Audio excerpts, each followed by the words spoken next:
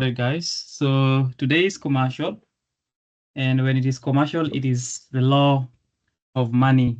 Some of you know very well that they like money. They keep saying, "I love money," you know, and they keep saying they love money, and they want to love money. But if you ask them what money is, they don't know. So what is money?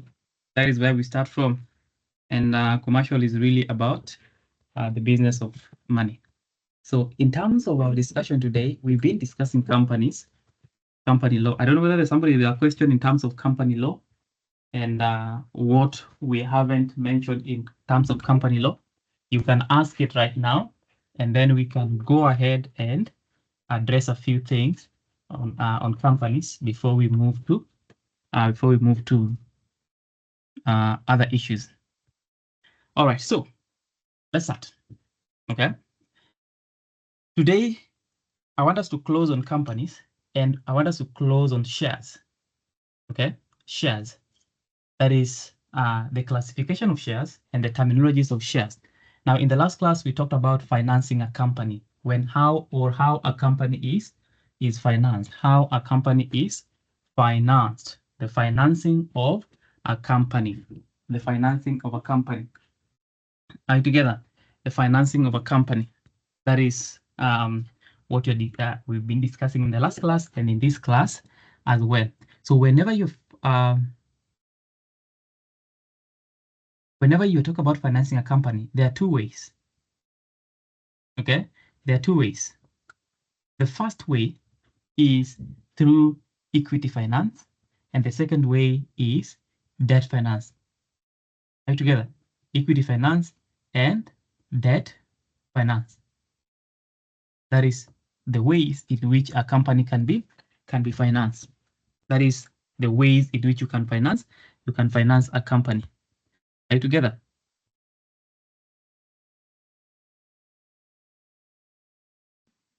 Yes. I said you can't.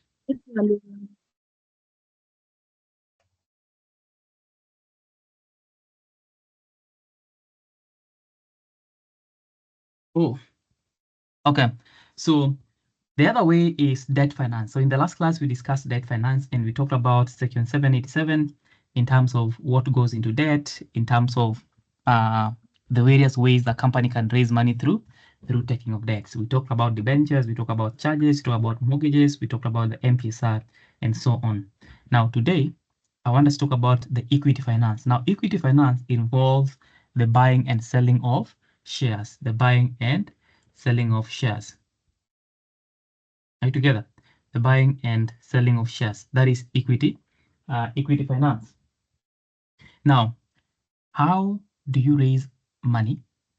How do you raise money through equity finance? The first one is you allot shares to the members. Allot shares to the members. The second one is you transfer shares to the public. Transfer shares to the public. Okay, that is the second one. And then, of course, we have what you're calling,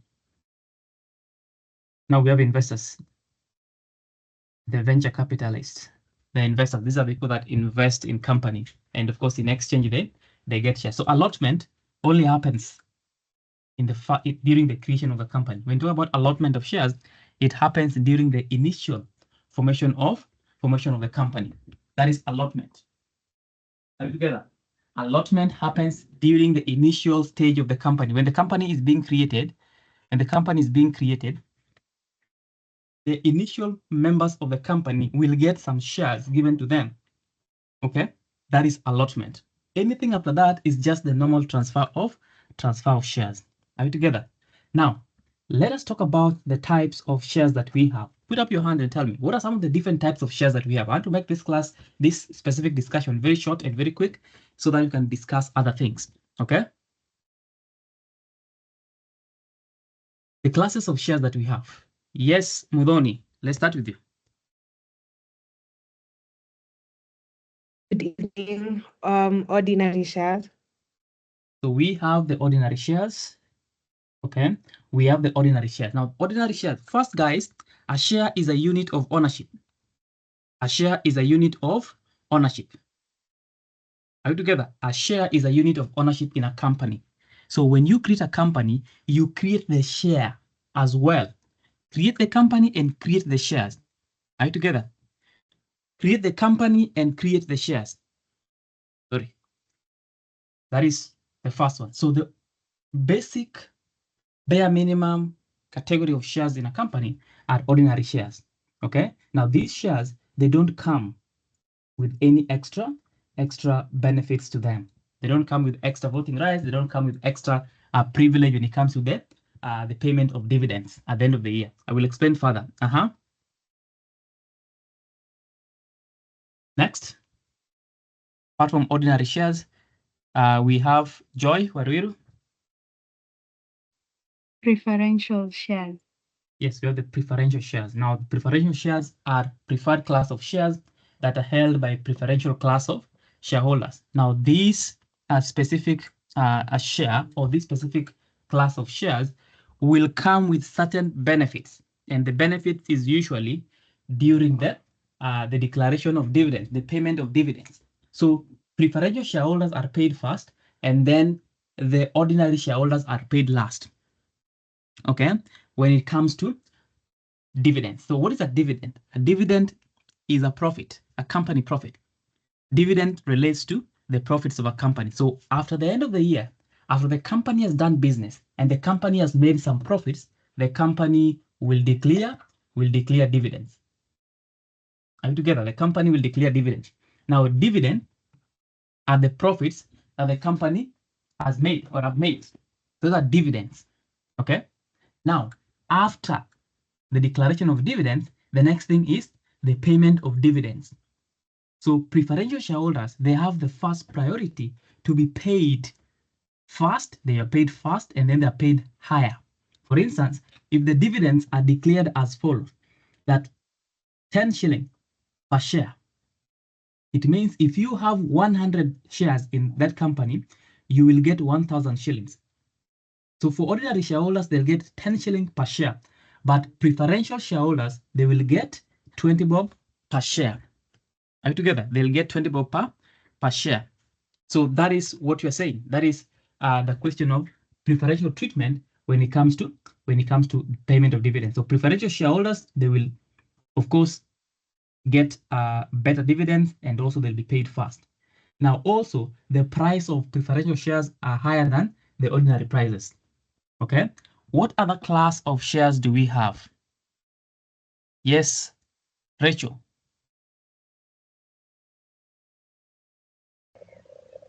Employee shares. Employee shares. Now we have employee shares. Now employee shares are shares that are given to employees. Okay, shares that are given to employees. I want you to understand that point very well.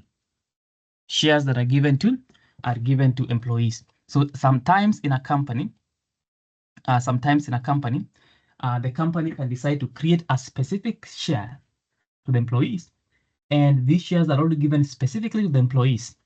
So if you're an employee of Safaricom, for instance, you are able to subscribe to a given class of shares in that business, and that is employee shares. Now, you cannot get it if you are an employee. If you're not an employee, you cannot buy those shares. So they are employee shares.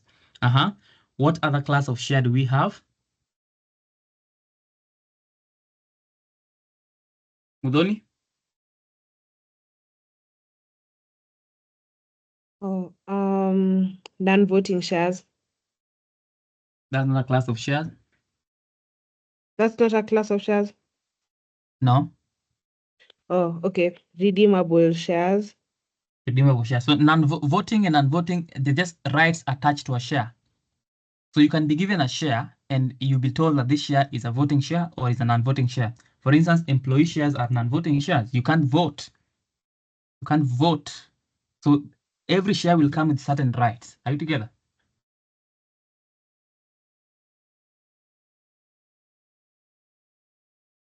So we have redeemable shares. Now, redeemable shares are shares that are given by the company to the members of the company on the promise that they will be redeemed back at some point. So the company can buy them back. That is share buyback.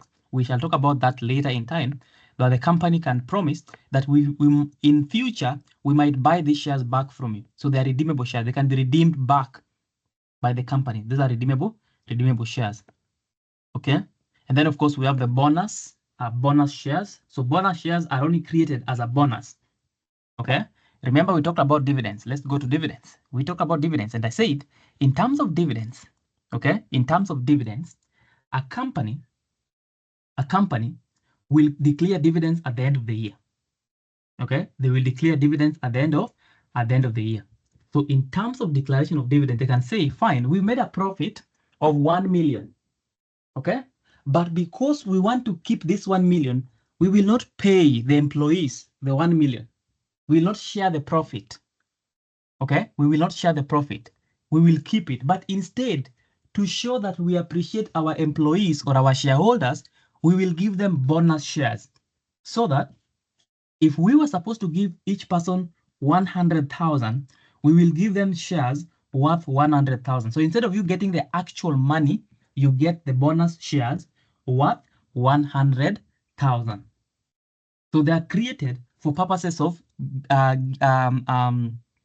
appreciating the members of the company or shareholders of the company or even employees instead of giving them the actual dividends. And this happens when the company wants to save money instead of sharing that money. Yes, Gisore? Is there a difference between a bonus share and a reserved share? Reserved? Shares. From what you're saying, is there a difference? Are there if somebody says bonus and reserved, do they sound the same? Okay. From my understanding, reserved shares come after allotment, and then they are used, for example, now for the employees or for others. And with bonus, I don't know where bonus shares come in. Is it after, like the same, or?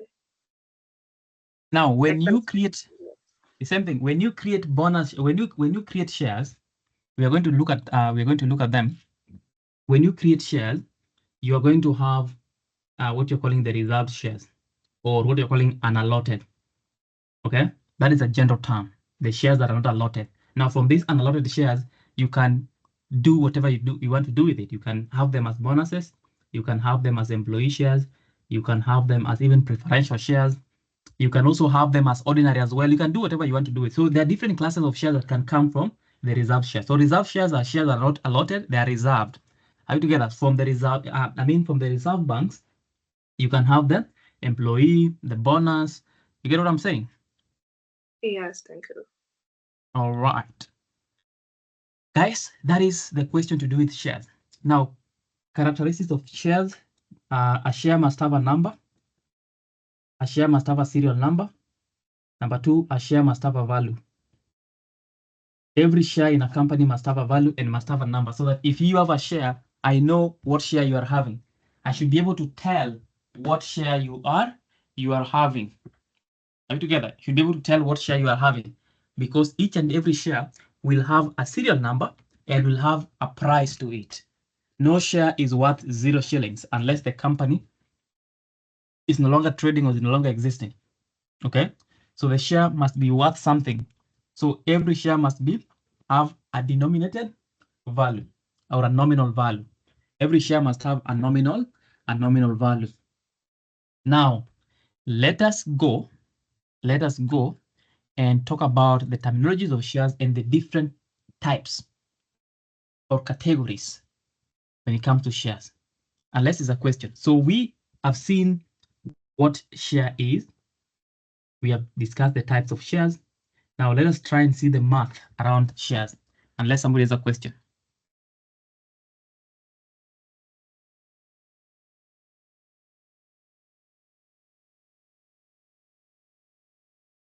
All right, no question. Maranya. Jacktone, you said that ordinary shares don't come with extra benefits. Then after that, you said ordinary shareholders are paid dividends after the preferential shareholders are paid. What are you saying? Okay, do ordinary shares come with benefits? What have I said?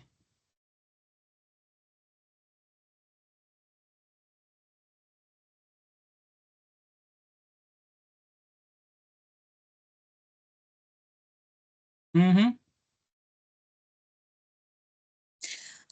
Okay, you said ordinary shares don't come with extra benefits like dividends.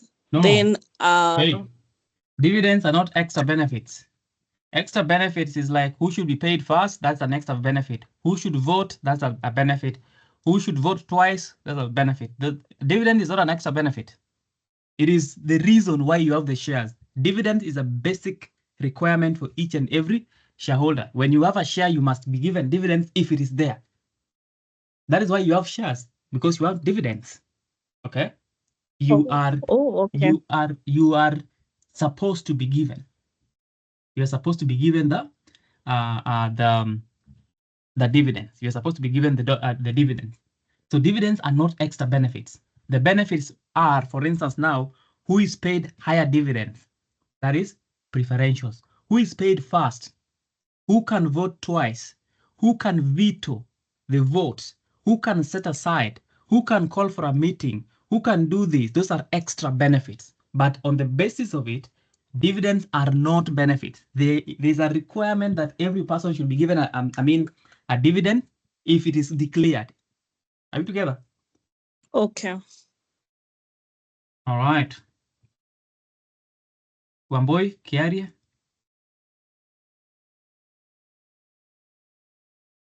On the characteristics of shares, I have encountered some CR12 of companies that indicate some shareholders with 0 shares.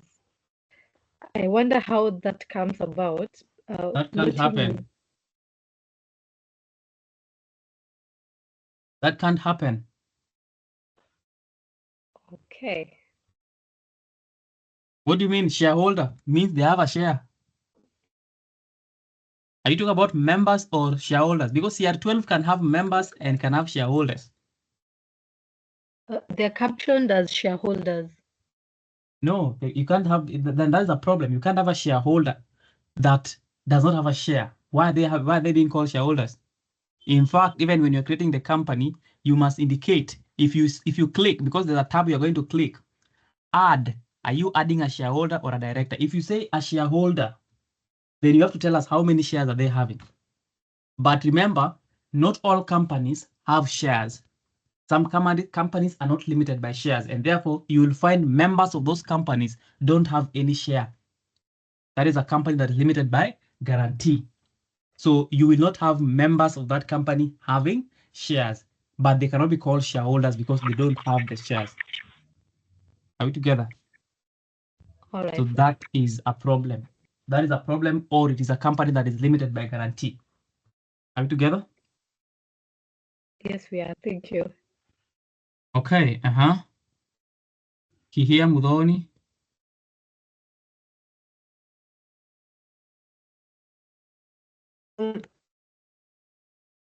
To bonus shares We can't hear you. and is paid bonuses to the share. I can't hear you. Okay. Can you hear me now? Yes, I can try. Okay. Saying when it comes to bonus shares, some companies they pay bonuses to their employees, like you said, but that doesn't make them shareholders, does it?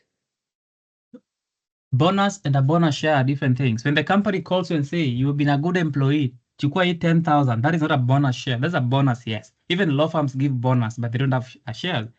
But bonus shares is when you are given shares as bonus. Okay? Bonus will come in different ways. You can be told, fine, you guys have been good employees. Let us go and enjoy lunch somewhere. That is a bonus. Okay, that is a bonus, but it is not a bonus share. A bonus share only comes when you've been given a share as a bonus. So that at the end of the year, when you're saying that our company gave us bonuses, then were you given money or you're given shares? So the company can give you money, 10,000 each of you, or shares worth 10,000. So those shares that were given instead of bonuses, the actual money becomes the bonus shares. So you're given as a reward of the good year that you've had. Tuko sawa? Oh, okay. Yeah, thank you. Okay. So grab a paper and a pen, everybody. A paper and a pen. Let us walk through the classification of shares in terms of the calculations, and then we shall go and talk about something else. Okay. Now, are we there? So we are creating a company. We are creating a company, and this company is going to have 1,000 shares. So write 1,000 shares. So we are creating a company that has 1,000 shares. Okay. Now this company is having 1,000 shares. So the moment you decide as a company that we are going to have 1,000 shares, okay, 1,000 shares, then those shares become the authorized shares. Okay, authorized shares. So the authorized shares are the shares that you have authorized for the company has authorized shares. Okay, call them authorized shares. Are you together? Call them the authorized shares. So the 1,000 that we have are the authorized shares. Okay. Sometimes also we call them nominal shares. Okay. The nominal shares. Authorized shares versus nominal shares. Guys, tuko salama. So that is the first 1,000. So if the company says that, oh, if two people come to your office, are telling you, oh, we want to have 1,000 shares, then that 1,000 shares becomes either the nominal shares or the authorized shares. They mean the same thing. Okay. Now, from the nominal shares or the authorized shares, you need to identify something. Okay. You've decided 1,000 shares. That is what you've decided, right? So your nominal shares or your authorized shares are 1,000. The next thing you need to know is what is the value of each share? Because each share must have a value. Okay. Each share must have a value. Each share must have a value. That is one thing you need to understand. Each share must have a value. Okay. So the price per share is called the nominal value. Okay. The nominal value. So in our case, we have 1,000 shares. Okay. At a nominal value of 10 bob per share. Okay. So the price of each share is 10 shillings. Okay. The price of each share is 10 shillings.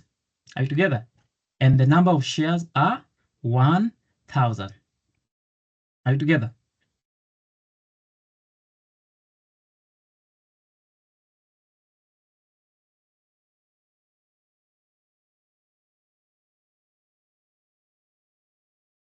Guys, you're not even responding, man. We are together. Yes. All right, thank you Yeah. very We are much. writing. So let's go back. There is nothing to write. Just note a few things down. Okay. So we have said when you create a company, there are a few things you need to know from your client. The first thing is how many shares do you want? You can have from one share. You can have from one share to 1 trillion shares. It is you to decide how many shares you want. It is your business. As a matter of fact, it is your business. Okay. So you need to decide how many shares you want. Are you together? So once your client has told you that they want to have 1,000 shares, then that is what you're calling the authorized shares or the nominal shares. And you're going to ask them how much per share. And I've already said this in class that the price of a share is you to determine. You can determine that you're going to have one share, and this one share is what? 1 million. Okay. it is worth 1 million. Okay, it is you to decide. But remember that if you say that your share is worth 1 million, then anytime you're going to do a transaction on that share, you have to pay the government stamp duty based on the share, so you decide the price of the share. Okay, you decide the price of the share. Tuko salama? Salama? So the price of the share is the nominal value of the share. Now, in this instance, we need to know that if we sell all the shares, we have 1,000 shares and we have 10 bob per share. So if we sell all the shares, then we are going to have 10,000 Kenya shillings. Okay? Now this 10,000 Kenya shillings is called the nominal share capital. Nominal share capital. Okay? Or the authorized share capital, which is, okay, which is the total amount of money you will generate from selling the total shares you have at the current price, at the current nominal price. Okay, that is what you're calling the nominal share capital. The nominal share capital. So we have the nominal shares, the nominal value, and the nominal share capital. Now, once you create the shares, even on eCitizen, the next page is you deciding now who are the shareholders and how many shares are you going to give them. So you can give them all the shares, half. So you can, if you create 1,000 shares, you can give from 1 to 1,000. You can decide how many shares you want to give and how many shares you want to retain. So the shares that you decided to give them in a resolution, our company that we're creating now, we have decided we want to give out how many? 500 shares. We are only giving out, let's say, we are giving out 800. So we have decided we are going to give out 800 to our initial members. So we are allotting 800. Now these 800, they are called allotted shares. Okay, the 800 that we have given out are called allotted shares. Are you guys together? Allotted shares. Now the 200 that we have not given out, we have kept, they are called the reserved. So we had 1,000 we created, but we decided that we are going to sell 800 only. It's just like when somebody is selling maize. This is constant with maize vendors, people that sell maize. They usually hoard their maize. They don't sell all the maize at the same time. So if you harvest 100 bags, you will be keeping maybe 50% of that, expecting that maybe in future the price will go up and then you will sell. It's the same thing the company is doing. Remember, a share is the commodity of the company. The company generates money from selling that commodity. So the same way you will be keeping your maize under your bed, expecting the price to go up, that is the same way a company will be keeping part of their shares in case the price goes up, they will sell it. Right now, as we create our company, the price per share is 10 bob. But we know that in future, this price might go up to 100, and therefore we will not sell all of them. We will give out 800, that is allotted shares, and then we will reserve 200. So the 200 are called reserved shares, okay, or unallotted shares, okay. Now, from the 800 allotted, we need to know what is the allotted share capital. Somebody give me the answer quickly. Somebody give me that. That is easy maths. 8,000. 1,000. Who is that? 8,000. Yes, that is the answer. 8,000. How do you get 8,000? Tell me.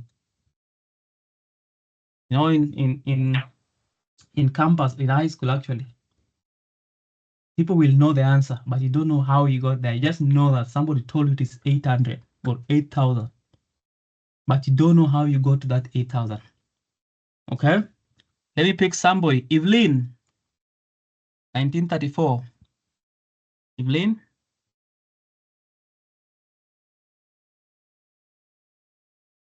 Is somebody called Evelyn 1934? Your hand is up. Okay, let's go to somebody called Aluya Alawi. Jesus Christ, where are you from? Your name is very different. Aluya Alawi. Alawi.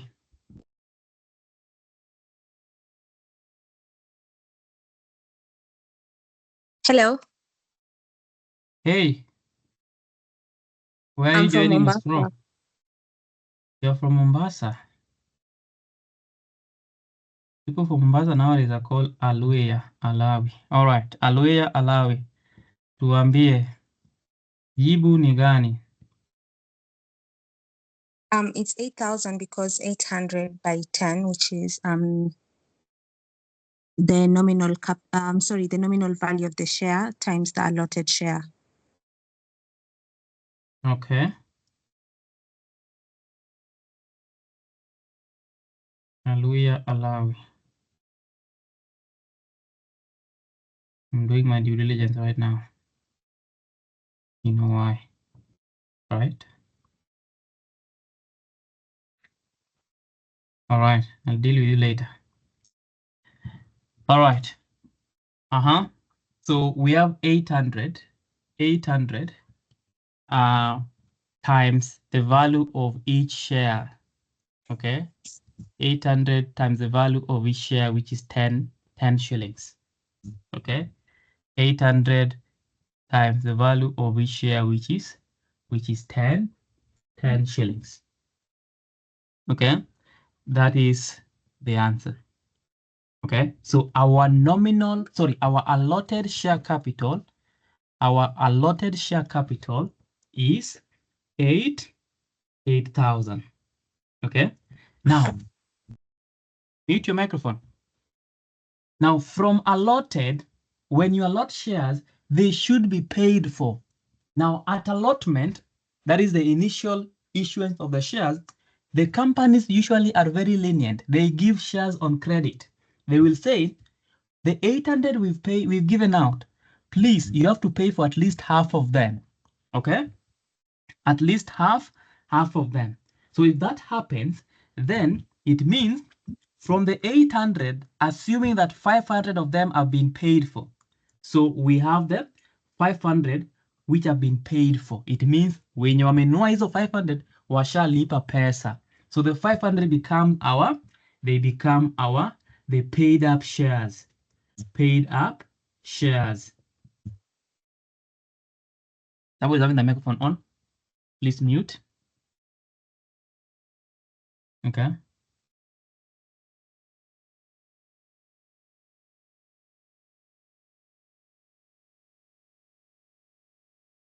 Okay.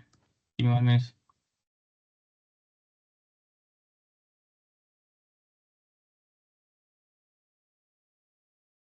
All right. So 500 becomes our allotted shares that have been paid for, and therefore they're called the paid up shares. Now we want somebody to tell us what is the paid up share, the paid up share capital. Guys, don't be like Aluya Alawi. Okay? Don't be like Aluya Alawi. You know why? Okay? I know everyone. I know everybody in this class. Some of you, I'm just looking at your face. I will deal with you guys. I will deal with you.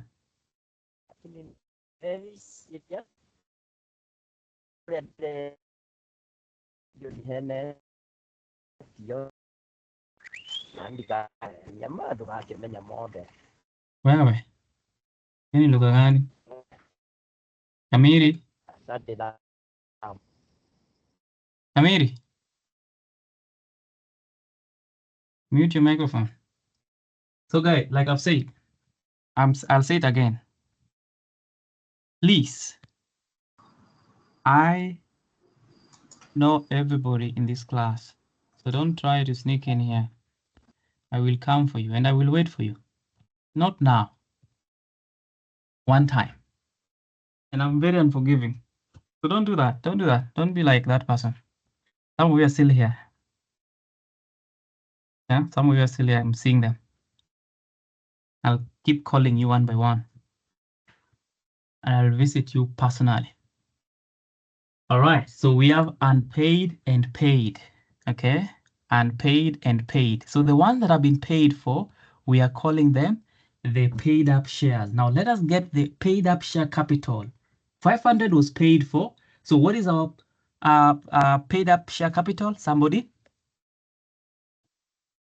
Somebody? Paid up share capital. Yes. Kamunyu Ndungi. Yes, it's 500 times 10, which is 5,000. 500 times 10, which is 500. Which is 500? 5,000. 5,000. So our paid up share capital is 5,000. Okay. Then we remember that 300 were not paid for. So 300 are unpaid up share capital. Unpaid up share capital. And remember, or unpaid up shares. Now remember we said that you can create, okay? You can create a charge on the unpaid shares. The ones that you have not been paid, you can charge them, okay? The ones that haven't been paid, you can charge them. Are you together? And that becomes the unpaid shares. So from the unpaid shares that are 300, we can get the unpaid up share capital, okay, which is 300 times 10, which is 3,000. Now, guys, when it comes to the liability, so the liability of members of the company are limited to the unpaid shares. So it means the liability of all the members of the company at this stage is 3,000, which is on the unpaid shares that they are not paid for. Okay. Now, from the unpaid, remember that unpaid are 300. From the unpaid shares, we are going to have what you're calling the called up. Okay. Let us not go there first. So Jacktone. who is that calling me as if I'm his brother? My friend, I'm am I your sorry. brother? Can you carry up, mute that thing? Zima your kit. Can you zima your kit? I think umekunywa kitu. Tafadhali, it's just Wednesday. Stop drinking. If you have a question, weka mikono juu. All right. So before I give you the chance to ask the question, let me explain what I was explaining. All right. So I have said, guys, we have 1,000 shares. That is our authorized shares or nominal shares. From the 1,000, we have allotted 800. The 800 are allotted shares. And then we can get the allotted share capital. Anytime there's capital at the end, you have to multiply by the value of the share. Okay. And then from the allotted, we are now the ones that are paid. They paid up shares, which are 500. Now from the paid up shares, we can get 500 times 10, which is 5,000, which is the paid up share capital. Okay. Now, what did I tell you about the paid up share capital? What do you remember from the paid up share capital? That when the directors have refused to call for a meeting, then members of the company can call for a meeting. Members of the company can call for a meeting.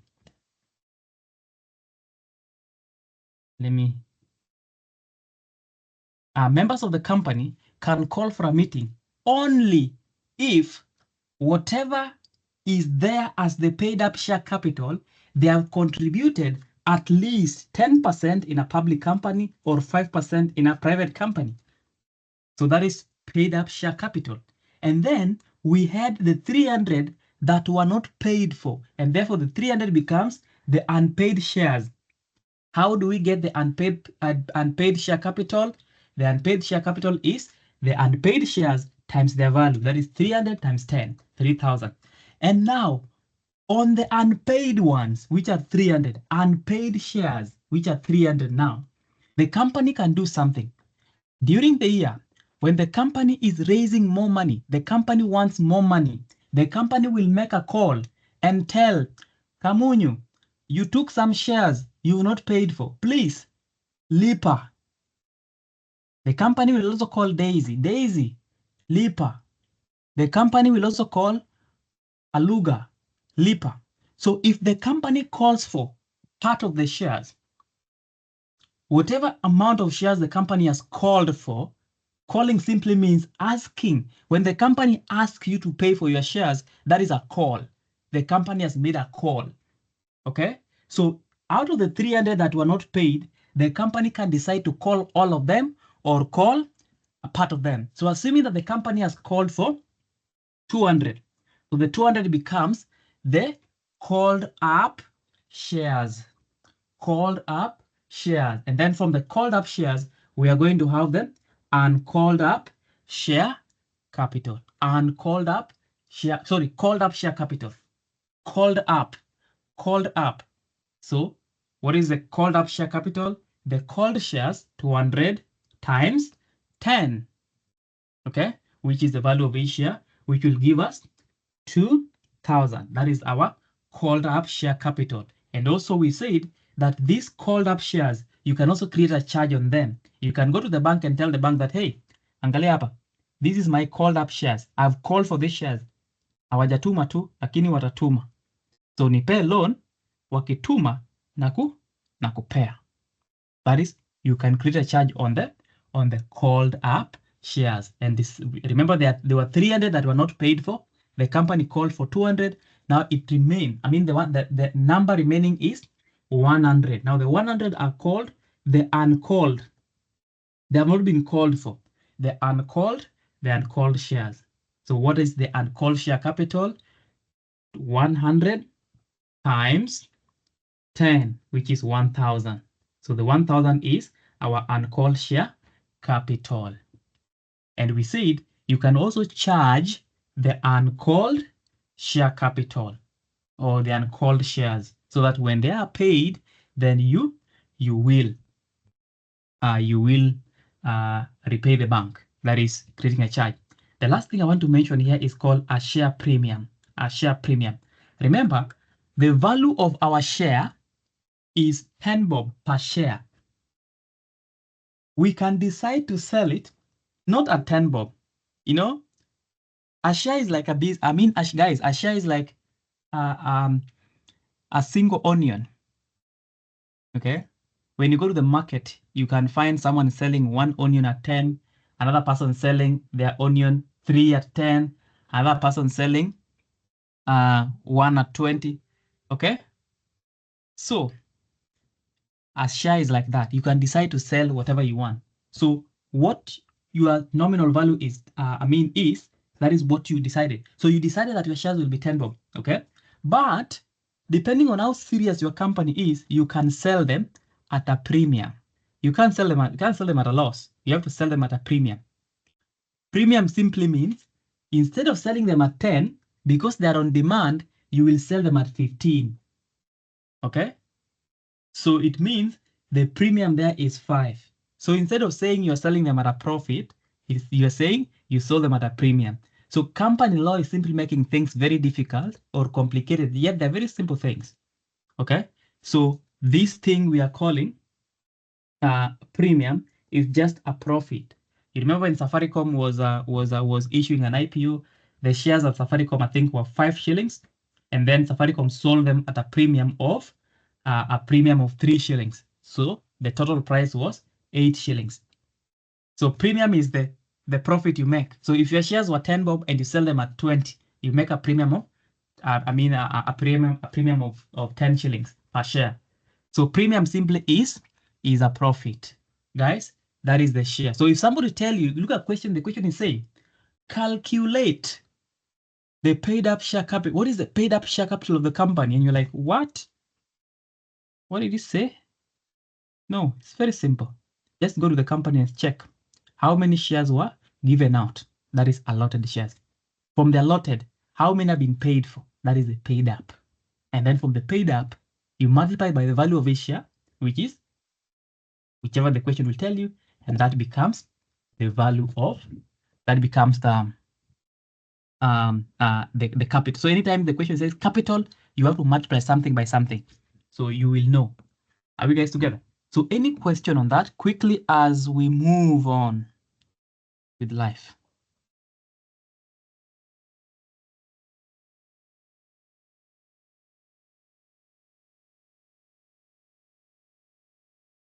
Let's start with here. Let's start with Bishar and then Evelyn. Evelyn, your hand is up. I don't know whether you have a question though. And thank you. Mine is the liability. No, sir.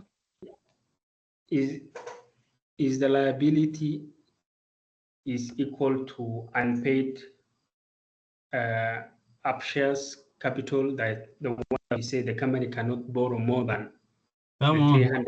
Come back. You're confusing something. So I want you to start afresh and ask the question.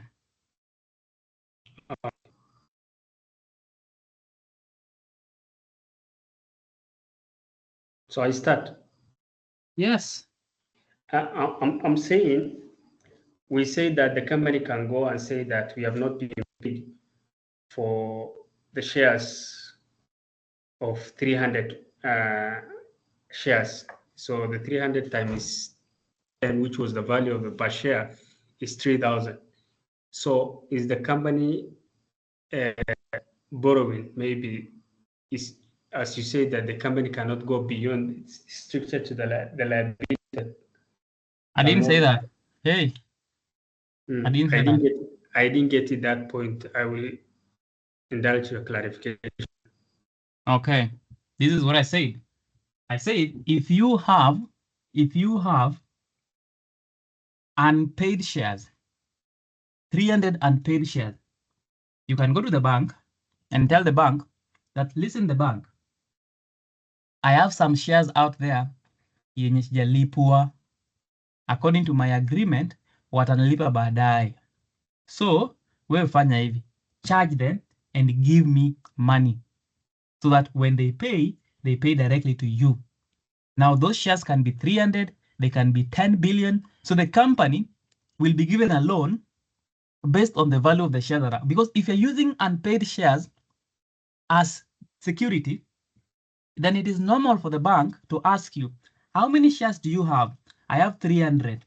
What is the value of those 300? 3,000. Then the bank will not want to give you any loan that is more than 3,000. The same way, if you have a piece of land and you go to the bank will value your land. If your land is valued at 1 million, there's no way in hell the bank will give you a loan of 5 million.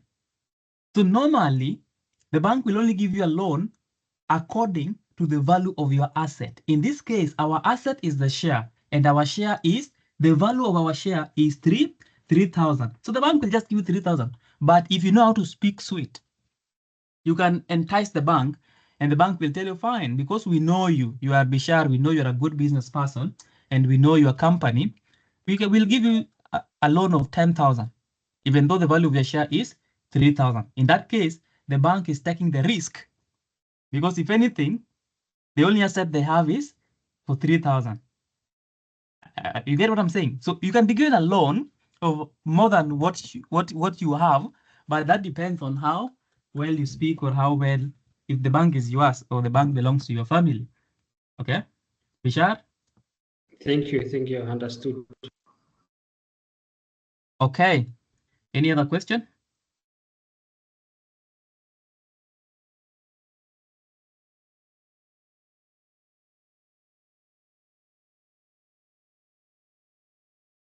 No question. All right, so look at your screen.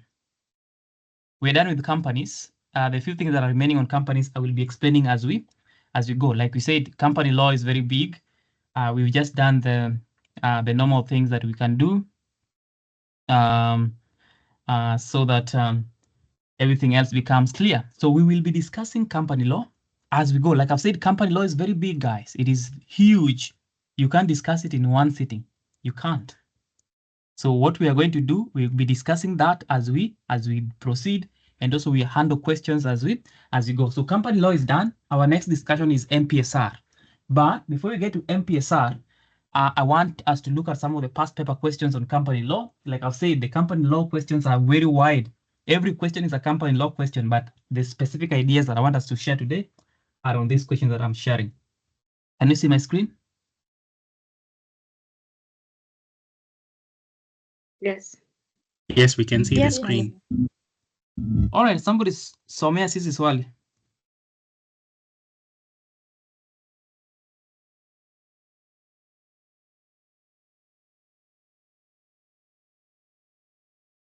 Ngumu.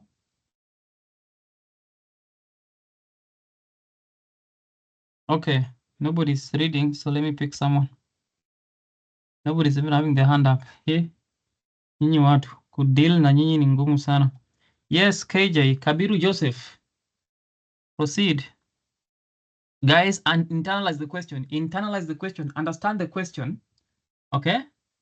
Chonjo, Kabiru, soma. All right, question 1.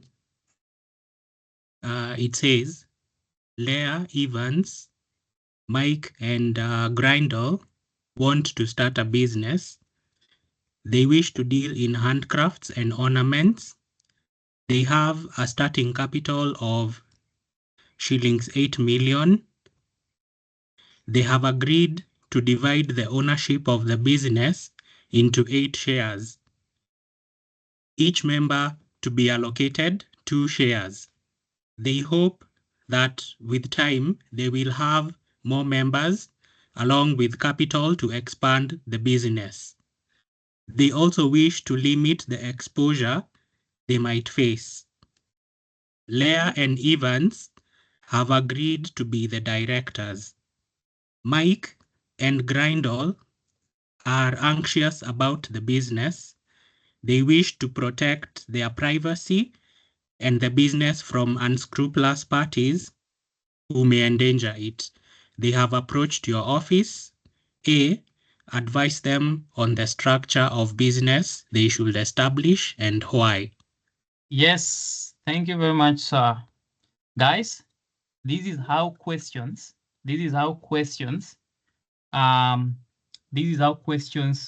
on company law are set. Okay, somebody just comes to your office. Okay, somebody just comes to your office. Are you together? And they want to start a business, and you need to tell them what businesses they should form.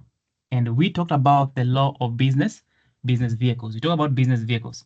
Okay, we talk about business vehicles and what goes into what the various types of business vehicles that we have. So in this case, is it a partnership? Is it a company? Is it a joint venture? Is it a sole proprietorship? So why do you think it is that business that you think it is? Guys, mikono lazima zikue juu. What business vehicle is this? Once you answer that question, then the other question is why? Why do you think it is that business vehicle that you think it is? So all that is going to be in the question. Okay? Why is this not a sole proprietorship? Okay? Number 1. Number 2, why is it not? Okay? A joint venture. If it is maybe it's a joint venture. It's a partnership. So why is it a partnership? Okay? Explain to us why it is a partnership. Okay? Mikono lazima zikue juu, guys. At least motivate me. I've already issued a strike notice. You know, if you don't behave, I will strike in support of my fellow teachers that are striking right now. We are not paid enough. Nyinyi hata mtumi ya kutoa. Mnatuma tu so hata bila ya kutoa. Mnanionea sana bana. Nikisema mweke mkono juu, hata mweke. Naongea tu for guys. Mkono juu bana. Let us dissect these questions and see whether it is something you can answer in an exam ama ni ngumu. Okay? Somebody that has never spoken in this class before. If you have spoken in this class before, put your hand down. If you've spoken in this class before, put your hand down. If you've never spoken in this class before, put your hand up. Okay? Guys. Hey. This is tricky. What are you guys trying to say? Yes, TK. Proceed and tell us. Give us an answer. You're the only person that has not spoken in this class before that knows the answer. Give us the answer.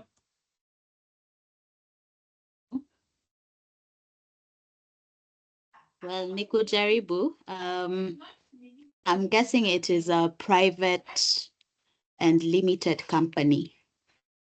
There is no company like that. There's nothing like private and limited company. A private limited liability company. A private limited liability company. Okay, so for you, you think that these people are supposed to come up with a private limited liability company. Okay, you don't have to mention liability, but you don't lose anything if you mention it anyway. So that is what you think. Okay, just stop there now. Now, how many of you think the same way? How many of you think that it should be a private limited company?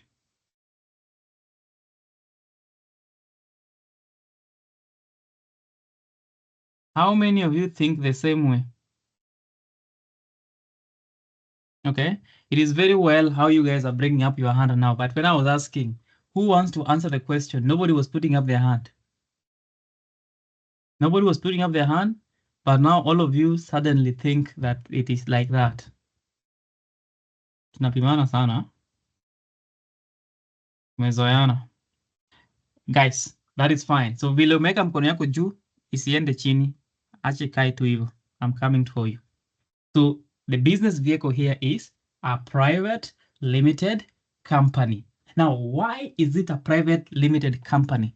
Thank you guys for bringing up your hand. So let's start with somebody called Savala Vivian. Why do you think it's a private limited company? Reason number one. Guys, don't dare put your hand down. You are 14 of you. Because Number one. From the question, they say they also wish to limit the exposure they might face. Exposure is wide. Every company doesn't like exposure, even public companies. All companies don't like exposure. What specific things or thing will tell you it is a private limited company? Thank you very much, Savala. Do you want to give another attempt? Or should I go to Karithi? Karithi? Kevin? Good evening. Yes, good evening. Why I said it is a private company is because of the number of people who are forming that company. So your first answer is the membership. So under the membership, you're indicating that since the membership of private companies is between 1 to 50, and the persons or the business, your clients are, and there are how many? There are 4. Then that becomes a private a company. That is the first point. You get your marks. Let us go to somebody called Rahab Mukiama. Why do you think it is a private company as well? Rahab?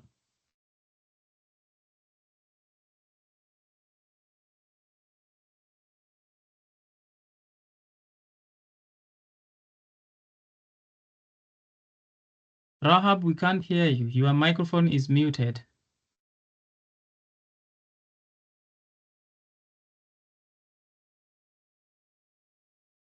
Yes, Proceed. Yeah, I'm saying it is a company, a limited company, because it's talking about directors. All right. So the aspect of having directors, the fact that they have appointed directors, that makes it a company. Yes, that is an excellent choice and point. Yes, guys, remember that in the entire thing, it is only companies that have directors. Of course, you can have directors everywhere. Even you in your family, you can decide to call your boyfriend Bwana Director. That is okay. We can't refuse that. Okay? Even in your small business, you can call yourself whatever you want to call yourself. But when it comes to the legal meaning of directors, we only know directors, kampuni tu. Na si kampuni yoyote, ni kampuni tu ya yenye imecreatiwa under the Companies Act of 2015. So we are saying that when it comes to directorship, guys, out of this, we have even directors in government, okay? Government parastatals, they have directors. They are not companies created under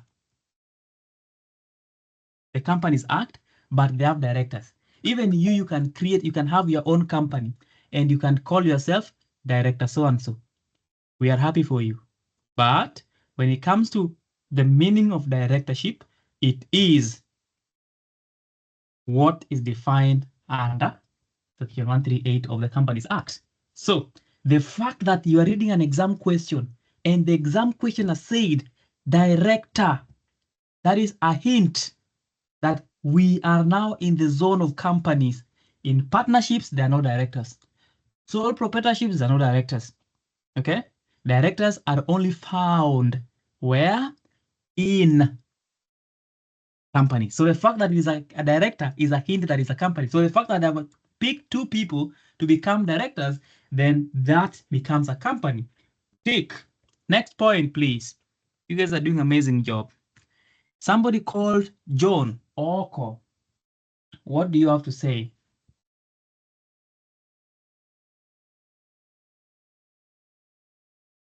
Yes, I would also like to add that they have allocated shares equally to each member, and they also have Just they one. Have no limit to the number of the members. One limit to? They have no limit to the number of members.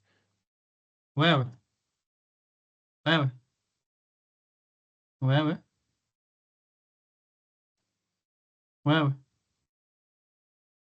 what I'm saying. When you're in an exam, guys, learn to say less. Say less.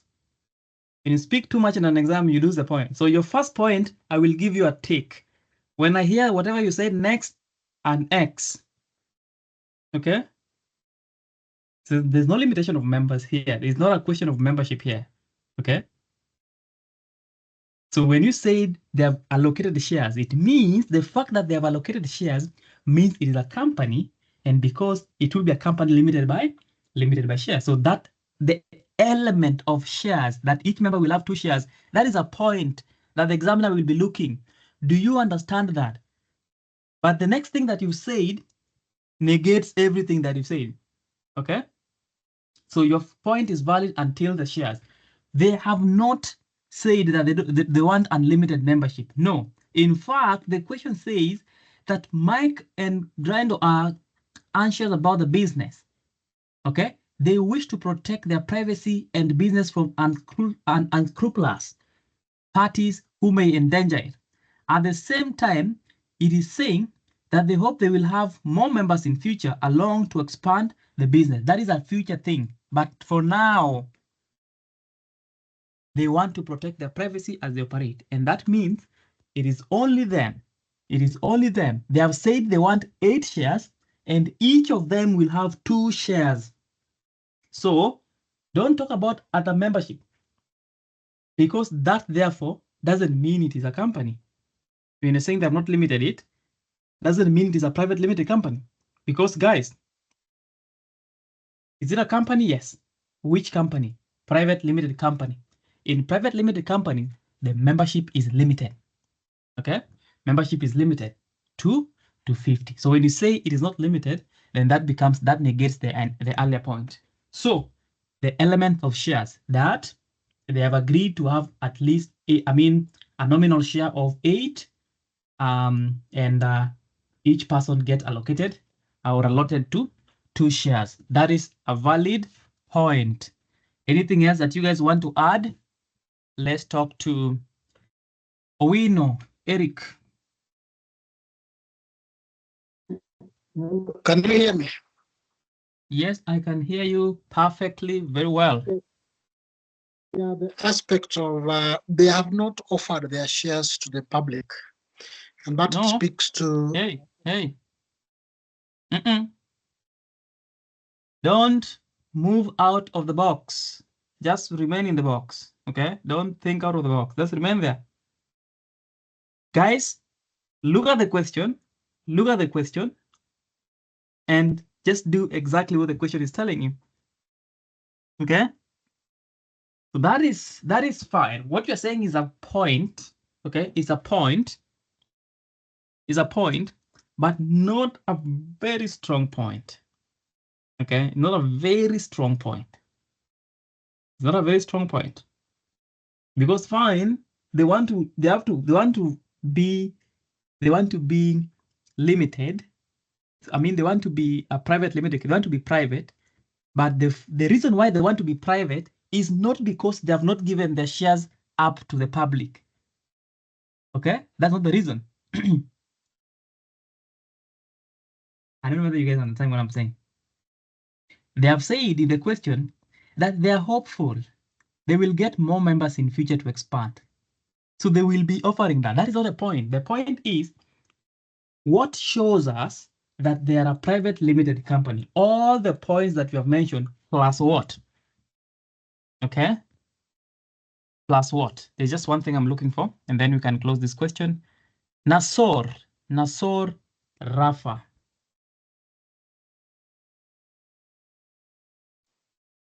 What I want to add is on the private parts, and it's not being public.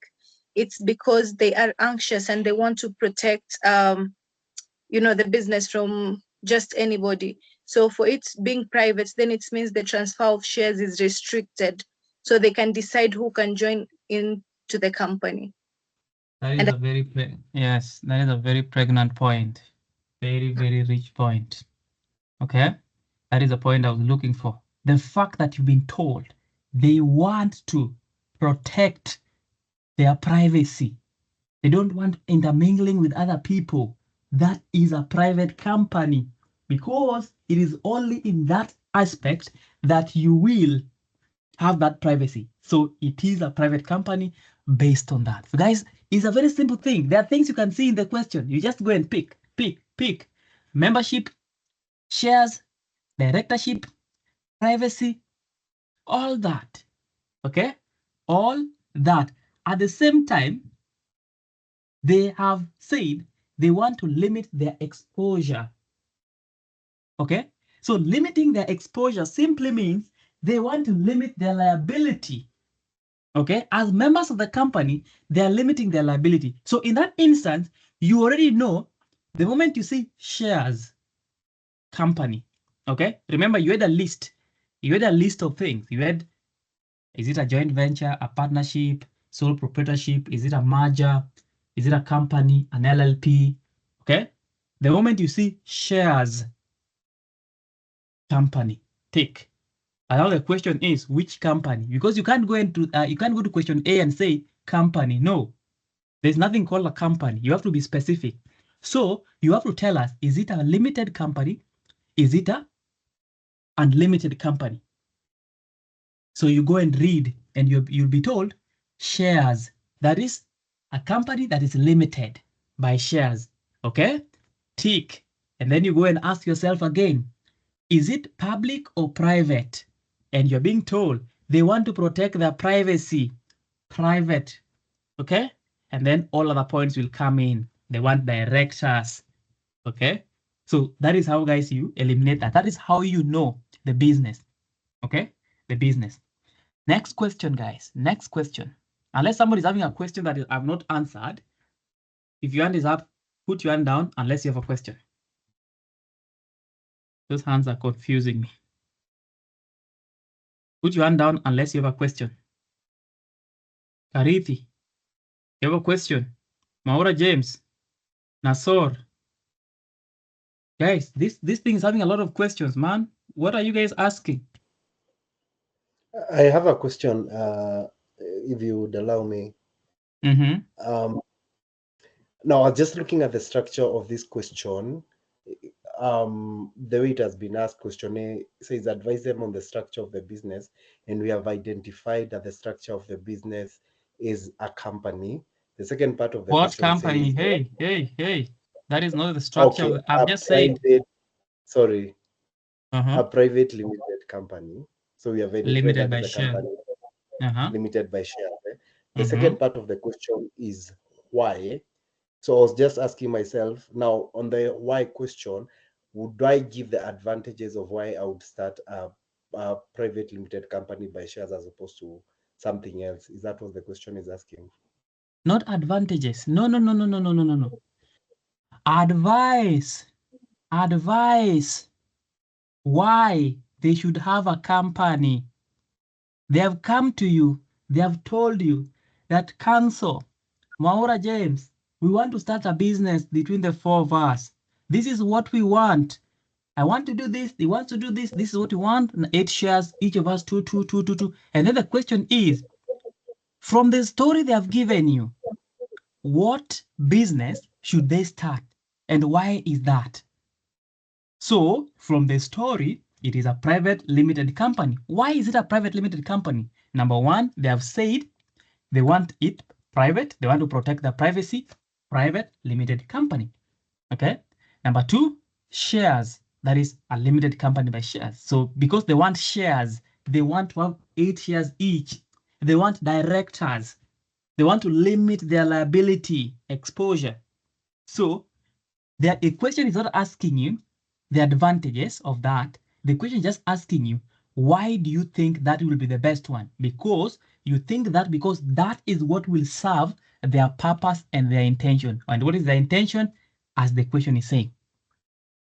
Okay? The other question will come and ask you, that few days later or 1 year down the line, okay, they have decided either to convert their business to a public company or to an LLP, okay? Which one would you advise them to do and why? So that one, you now have to contradistinguish the advantages of each, okay? So if you're comparing two, you give the advantages. Right together. If I told you, I think there's a question like that somewhere. I know I know there's a question like that somewhere in a 2018 paper that I will show us where you're being told they want now to convert to this. Okay, in fact, that question has somebody called Njeri. So Njeri has come to you and the business partner, they want to convert to an LLP or to a company. Which one should they go with? So in that instance, you'll give the reasons why. Okay, all of them are options, but pick the best one and give the advantages. But in this instance, just give them the structure of the business and why they should have that structure. Okay, so that structure is what fits what they have told you. Okay? Tuko sawa? Very okay, thank you. Niko sawa kabisa, asante. Perfect. So I see there's no other question, there's no other hand up, so I'm going to go to the next question. Right to Leah, Mike, and Grinder on the procedure they will have to follow in order to establish this structure. Simple 4 marks, free of charge. The examiner is just giving you these 3 marks. Okay? What is the procedure? This is very simple. Okay? Very simple. Guys?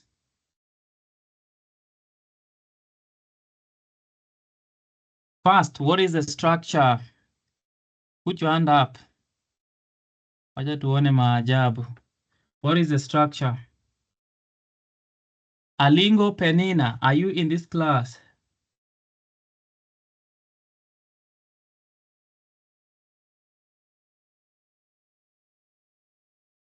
Yes, Mwalimu, I'm in this class. All right. What is the structure?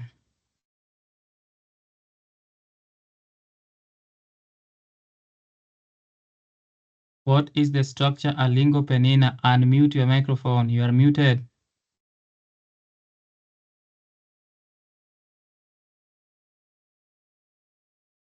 Alingo Penina, Mwalimu, come on.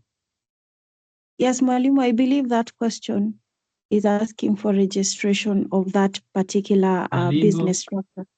Alingo Penina, what is the structure? What structure are we talking about here? A private limited liability company. Yes, that is what I'm asking you. Okay. So what is the procedure? Guys, put up your hand. What is the procedure of creating the structure? Okay. What is the procedure? It's a very simple thing. It has been reduced into a citizen, but don't be dramatic and say, oh, buy a data bundle, log into Google, into a citizen, click here. No. Okay. Don't be that. Some people are very dramatic. Some people like drama, like serious video. Don't be like that. Just summarize the process. So this question is more of what will you do, where, and what will you take there? As simple as that. What will you do, where will you do it, or who will you do it with, and what will you give that person? Okay? That is a very simple thing. Somebody that has never spoken in this class, please, please, please, save me. You guys are not saying anything. Talk to me. Okay? Mnaniaibisha sana na wageni. Mnanipea aibu sana na wageni. Wageni wanashangaa bana. Kwani huyu jamaa hao watu hawaongei na yeye? Guys. Hey. Hii ni maajabu. Maajabu sana. All right, let's go to Rahab Mukiyama. What is the procedure of creating? First of all, you will do a name search, and one can send maybe we don't nowadays we don't do the name search. We don't do the name search. That was an old procedure that was replaced. So we don't really do the name search. We just go in and input the name and then that will be it. But I just registered one, and that's what we had to do. And the main suggestions. What you had to do is just to first step is type the name. First thing is you select the type of the company you want to form, and then input the name, and then directors, shareholders, beneficial ownership, and then sign the document, and then pay. And then 3 days, 4 days, it is registered. That is what you had to do. That is exactly what you did. But when it comes to name search, what it really used to be, it was a physical thing. You had to go to the registry, do the search, reserve the name early in time before you even register. It used to be a very old, tedious process. But right nowadays, you don't do, it is already in the system. Okay, you just need to have a name. Once you have the name, you input the name, and you go all through process. But anyway, proceed. Let's give you benefit of doubt. Proceed. Yes, I actually registered one, and it's only the other day, and I had to do that. And then after that, you prepare the draft memorandum and articles of association and put the PDF. They ask you to download them to their portal. And then you submit the registration certificate. You come again, come back. You submit the application. Where do you submit it? You submit it on the portal. They have a company registration portal. Okay. And then thereafter, if everything is okay, they check, then you get the certificate of incorporation. Yes. Yeah, and thereafter, Mm-hmm. then you can download your certificate. Yes. So exactly what you're saying. So yeah, the entire process has been liquidated into eCitizen, the portal. You just log in and do it. Now, guys, long time ago, when this act was enacted, we didn't have eCitizen. So everything else you wanted to do, you had to go to the registry yourself. You first do a name search. You want to search that name, you reserve it. You reserve the name. And then that is when, once the name has been reserved, that is when you start registering the company. Again, by submitting physical documents. Nowadays, you don't even prepare the memorandum or the articles. You don't prepare them. You never get to see them. Okay? You just, I wish I was showing you that physically on the screen. You just log in, eCitizen, businesses, click the type of the company that you want to form. Private, limited company, you click. Give us the name, the three names. So as you type the name, the business, the system will just select for you. So if one name is not making sense, you will not take it. The system will rule it out. Okay, so once you submit the application, so the entire thing is about submitting the application. So the first thing you're going to do is to submit an application for registration of the company via the eCitizen portal or the company registration portal that is on eCitizen. And that application must be accompanied by the following things. That is how you get your all four marks. Okay. What is going to accompany that? Number one is the name, the proposed name of the company. Number two, proposed name and details of the directors, proposed name and details of the shareholders, proposed, no, you don't need that. You don't need that. So the next thing you're going to have is the registration documents, which of course is the memorandum of association and then the articles of association. This one, you only click them on, they're online. You just click. There are three ways of getting the articles. There are three ways of getting the articles. The first one, you can use the model article. Just log into the system and they will ask you, do you want to adopt the model articles, which is standard for each and every company? Or do you want to adopt the model and amend, or do you want to upload your own? So you can decide. So most of the time you just adopt the model ones, and then the articles of association, and then you are going to provide the details and information regarding the beneficial owners of the company.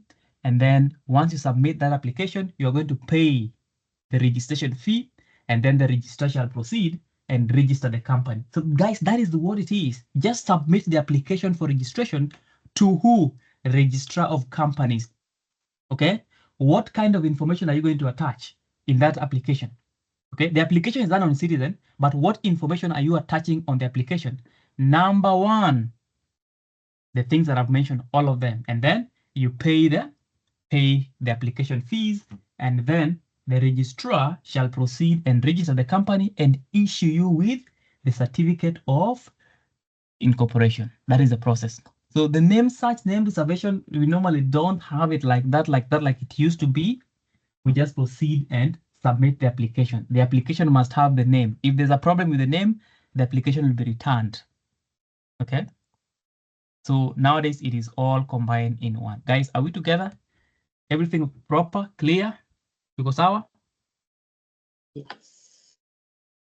All right. Thank you very much. All right. So next question. I don't know what question you have, Kabiru. What is not clear? Jacktone, what if it was a foreign company? Is the procedure still the same? Is it a foreign company? No, I'm saying in the circumstances if it were a foreign company, Would the procedure for registering the foreign company be the same? Have you tried looking for the procedure of registering a foreign company? No, I have not. No, you haven't.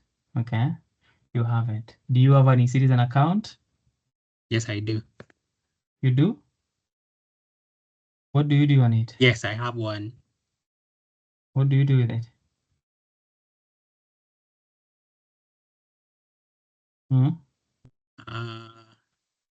Not much. Yeah, what is the much that you do? Not much, but what is the much that you do? Okay, I've paid my fees for CLE with that account. All right, On fair enough. Yeah. Fair enough. Anyway, so what I'm saying is this. In the Act, there's a procedure of registration of foreign companies. At the same time, on e-citizen, there's a process for that. So you just go to the e-citizen and click registration of a foreign company. Now, the procedure is the same. Submit the application for registration of the foreign company and attach the accompanying documents, which will include. Now, when it comes to registration of a foreign company, there are things that you need to provide. Okay, the certificate. If it is a foreign company that has, you want to open a branch in Kenya or a subsidiary in Kenya, you must have the certificate of incorporation of the parent company, the details of the local representative, the name of the company, so everything else will be the same, except the fact that when it's a foreign company, you must give us who is the local representative, give us the list of the directors of the parent company, as well as the certificate of incorporation of the parent company. So those are the things you will need. When it comes to foreign companies, you need a slight difference, but everything else is the same. Everything else you'll need for a registration of a normal company, the same. But for a for a foreign company, the requirement is that you need to give a little bit of more detail. So the same process, make an application for registration. That application for registration must be accompanied by the details. And the same applies to registration of partnerships. When you start talking about Section 68 of the Partnerships Act, as well as Section 6 and 7 of the LLP Act, we shall talk about the incorporation of partnerships, LLPs, and limited partnerships, the same process. Make an application to the registrar. Even in partnerships, you make an application to the registrar of companies. We don't have register of partnerships, so the register of companies will be the register of partnerships. Okay, so you make an application, and that application will be accompanied by the document.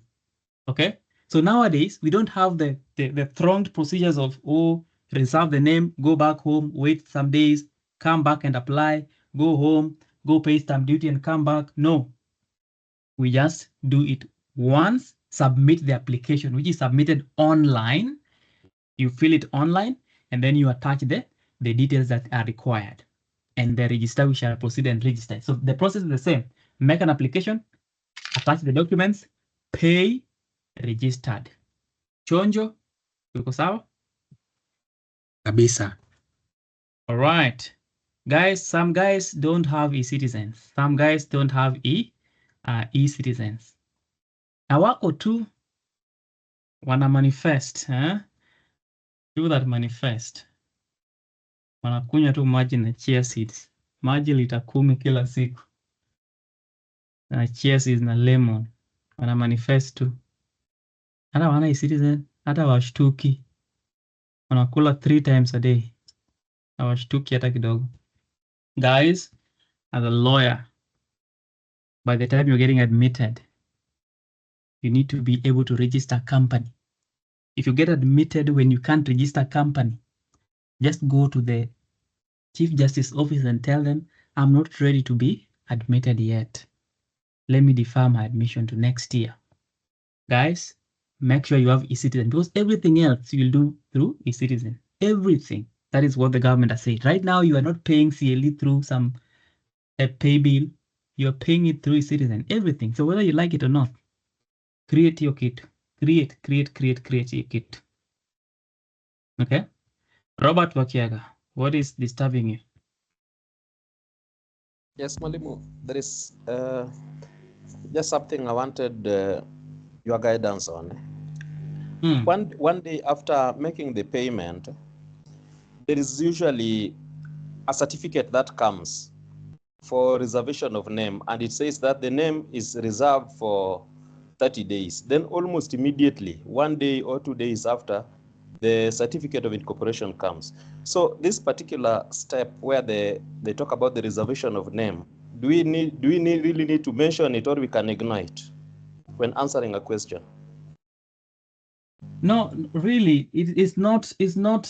You can mention it, but remember also, we need to start investigating yourself. You said you submit, and then 1 day or 2 days, certificate of registration comes. You're very Actually, correct. the first certificate that comes is that one of reservation of name. One of the names you had proposed comes there, and then they tell you that you see an upload of a certificate of reservation of name, and when you read it, it says that the name has been reserved for 30 days, but it doesn't take 30 days. Sometimes you realize that you get the certificate of reservation of name today, then the following day you get a message. Then when you go to the e-citizen, you find the certificate of incorporation. It doesn't wait for the 30 days they're mentioning there. Tema too, you are lubricating the throats of the clerks at the registrar of companies.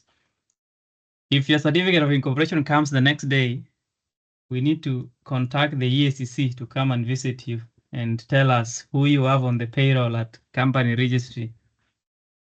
But yes, but what you're saying is, if you have somebody there, of course they will fast track it. You know, you have to lubricate their throat a little bit. Yes. So normally it's not a straightforward process like that. It's not like there's no specific stage. You know, Gitambo, there used to be name reservation, that actual name reservation. Nowadays you don't reserve the name. You just submit the application, and then you get your application done as fast as it can be. Okay. So whenever you are making that, doing a registration and you're discussing registration, it is not proper. I would not advise you do that, but there's nothing you lose by doing that, because either way, the name will still be reserved by the system. And then, so the reason why the name is being reserved by the system, so that nobody can pick the name once you make the application. Okay. So that is the work of the system. For you, you don't do it. Okay. There's nowhere you'll be clicking and saying reserve the name. You don't do it. The system just blocks the name so that nobody can pick it once you submit the application. But really, there's no actual step of saying that the name is, I'm now reserving the name, and then I will make the application like it used to be before. But still, you will lose no mark by saying that. Okay. But just know that it is a straightforward thing of submit the application, attach the documents, pay, and then it is registered. Tuko sawa? Thank you. Okay, next question, please. Next question, please. I'm going to read it very quickly. Evans, while on holiday in or about December 2018, met his niece, Olivia. Okay. While having a chat about the business, Evans inquired from Olivia whether she knew anybody who could supply them with the necessary machinery to commence the operations of the company. Okay. She proposed that Evans purchase the necessary machineries from her father, Duncan, at a preferable cheaper price. Evans agreed to this arrangement. Guys, something is happening here, and I need you to be very keen. 3 months later, a formal contract was drawn up and executed by Evans on behalf of the business and Duncan. In or about April of 2019, Evans accepted a delivery of the machinery. He did not inspect or obtain written guarantees from Duncan as to the quality of the machinery. The machinery has since broken down. Duncan has forwarded his invoice to the business for the machinery supply to be settled. Leah, Mike, and Grindel are shocked as they were not privy to to Evans' transaction. They wish to distance themselves from this arrangement. They have approached you, advised them. Here, we discussed this one, right? So, I discussed them. So I advised them, number one, on whether the business can refuse to honor Evans' contract with Duncan. Okay, that is the first question. Number two, whether the business has any remedies against Evans and on what grounds. Okay, on what grounds. Guys, we discussed this. Okay, we discussed this. The rule in mikono za zima izikwende juu. Nashangaa mbona mkono haziende juu. So, do you think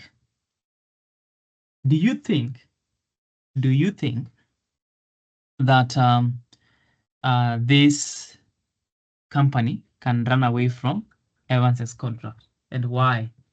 Quickly, guys, quickly. Right, Sana, so that we can answer the question. I wanted us to discuss even MPSR today, but it looks like you guys are not ready to have this discussion on MPSR. Nasor, Rafa, the question has got two parts. First part is, can the business refuse to honor the contract? Okay. I'd like to answer the first part. Yes, and then the second part is why. So if you answer part one, you give us two things. Can they refuse? Yes or no, or why? Okay, so they cannot refuse. And this is because of the TAC1 rule and the indoor management. The rule in the TAC1 case, the indoor management rule. So they just have to honor the contract, then they can seek other remedies against Evans. Hey, come back. What you're saying is not wrong. Very right. Absolutely. But the way you're saying it, you are throwing the answer as if you're very tired. You're not, So speak to me like a layman. These people have come to your office. They're laymen. They don't understand what this TAC1, what is this thing you're calling TAC1s? What is it? They'll be wondering. So let me start again. So the business cannot refuse to honor Evans' contract with Duncan. Evans is the director of this company. So there is a rule that was established in a case called the TAC1 case, which is called the indoor management rule. So in this rule, we want to believe that whatever is happening inside a company, third parties should believe that everything is okay, everything is happening correctly. So you cannot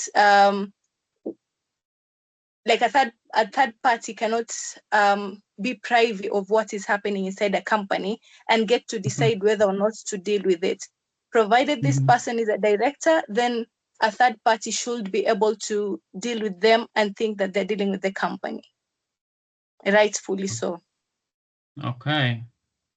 Yeah. All right.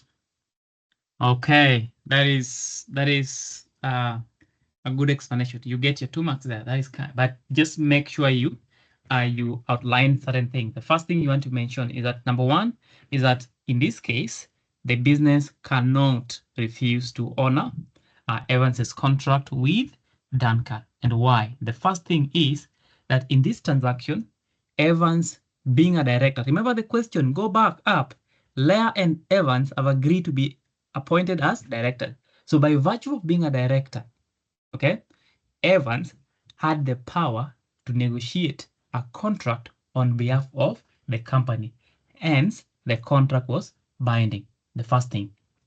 Number two, as per the Royal British Bank versus TAC1s, the court indicated, okay, or the court coined the principle of indoor management rule, okay, or as per the principle of the indoor management rule established in the TAC1's case. You can say the TAC1's case or the Royal British Bank versus TAC1s or TAC1s versus Royal British Bank. It stated that third parties are not parties or are not parties to or are not privy to the internal affairs of the company. As a result, Duncan did not know or was not in a position to know whether the contract was signed without the knowledge of other directors, including Leah, Mike, and Grindle. And for that reason, the company is bound to honor the the demands of Duncan. Okay. But of course, there's an exception. The answer ends there. The answer will end there. Okay. The answer will end there. And guys, there's the FIRAC rule. The FIRAC rule. Always answer your questions in FIRAC rule. What is the FIRAC rule? The facts, the issue, and the rule, and the conclusion. So in this instance, you first state the rules. Give us the rule first. What is the rule? Okay. You can simply say, okay, as per the provisions of the Companies Act or the Companies Act 2015 provides that the actions of a director will bind the company in as far as the director is acting as a director or on behalf of the company or consistent with the business of the company. You can start like that. There's a lot of things, there's a lot of ways you can start. Okay? Or directors, actions of directors usually bind the company. That is the rule. And what is now the analysis and the conclusion? Okay. As such, the actions of Evans to sign the contract on behalf of the company will bind the company. Okay, that is the first point. So you give us the rule and then the analysis. The second thing is, what is the second rule? In the case of Royal British Bank versus TAC ones, the court stated that third parties are not privy to the internal affairs of the company. Hence, the company will be bound to honor their commitments to these third parties. Okay? As such, or in this case, Duncan, being a third party, was not in a position to know whether the said contract was signed with the knowledge and approval of Leah, Mike, and Gwendol. As a result, the company will be bound to honor that contract. Okay?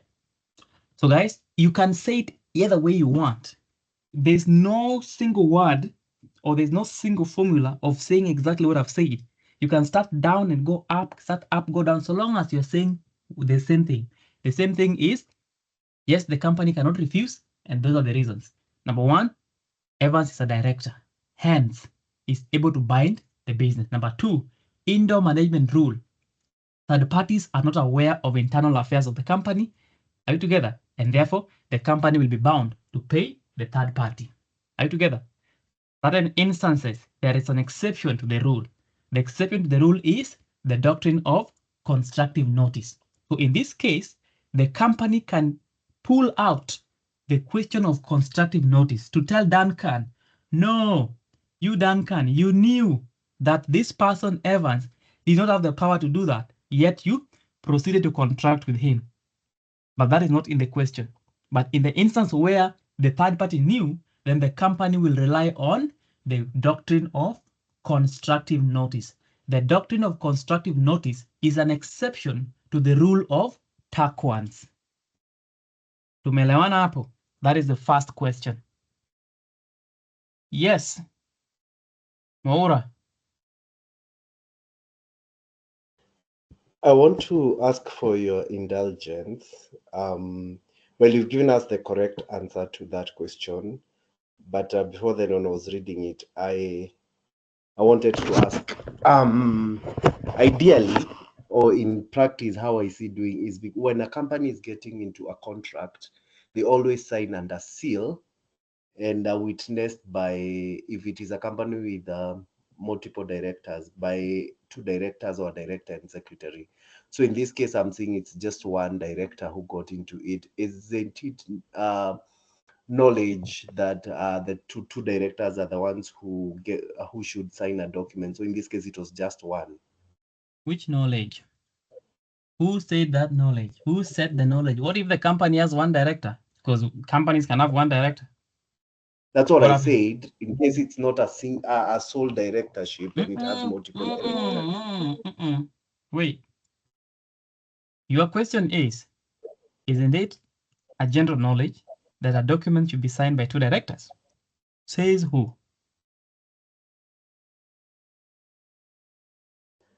Now that's what was coming. That's why I said I need your indulgence, in the sense that I said in practice how I see things doing the same under seal. And in case there are multiple directors, we'll have two directors or a director and the secretary of the company. So now remember, okay. that. So what I'm saying is when I ask you who said that, then the simple answer to that is the internal management or administration policies of the company, which third parties don't care about. No. Okay? So each and every company, not every company will have 2 directors. Not every company will have a company secretary. In fact, private companies don't have company secretaries. They don't need to have them unless they have a minimum share capital of 5 million paid up. So the issue of how many directors will sign, the issue of how many people will vote to, will sign to approve a loan or to buy certain things, that is internal. Yes, it happens in practice, yes, but those are internal issues that they are not placed anywhere because they are contractual. They're not placed anywhere in law that says that you cannot borrow money or you cannot buy a property as a director or you cannot sign a contract without the approval of other directors. No. Those are internal affairs. So the person that says that, and I ask you who says that, it is the internal policies. And we have said what? In TAC1s, the external parties do not know what is going on inside the business. Okay? Even in this instance, let me give you that, Maura. Even in this case, you could find that in their internal management affairs or whatever, they have a specific clause that says that if you want to buy machineries, all the directors must sign. That could have been the position even in the company we're discussing here. But still, the company will have to pay Duncan, even though only Evans signed, because it was not in the position of Duncan to know how many directors were supposed to sign. It is not general knowledge. It is varying from business to business.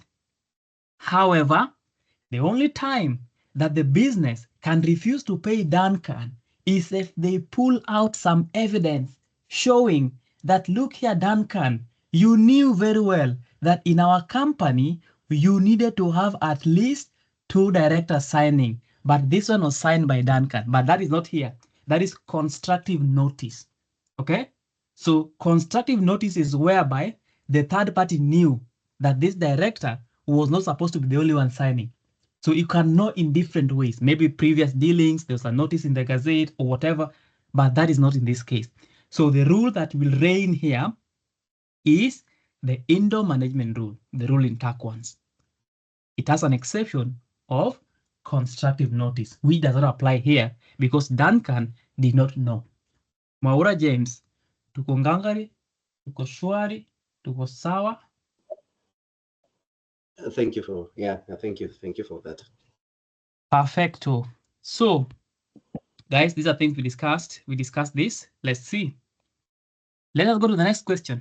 Guys, I know time is moving, but we're still within time anyway.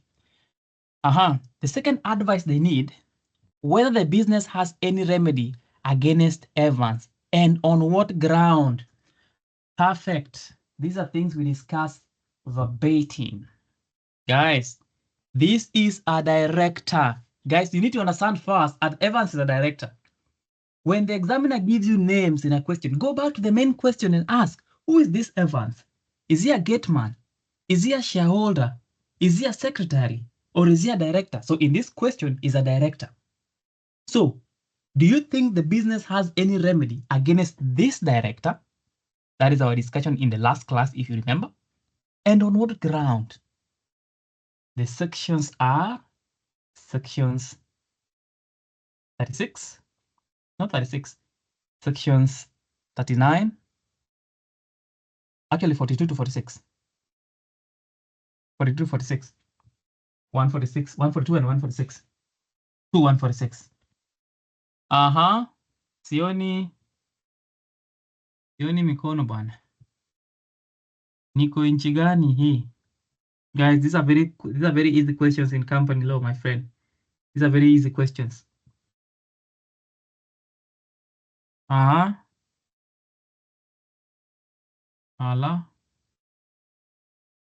Bishar.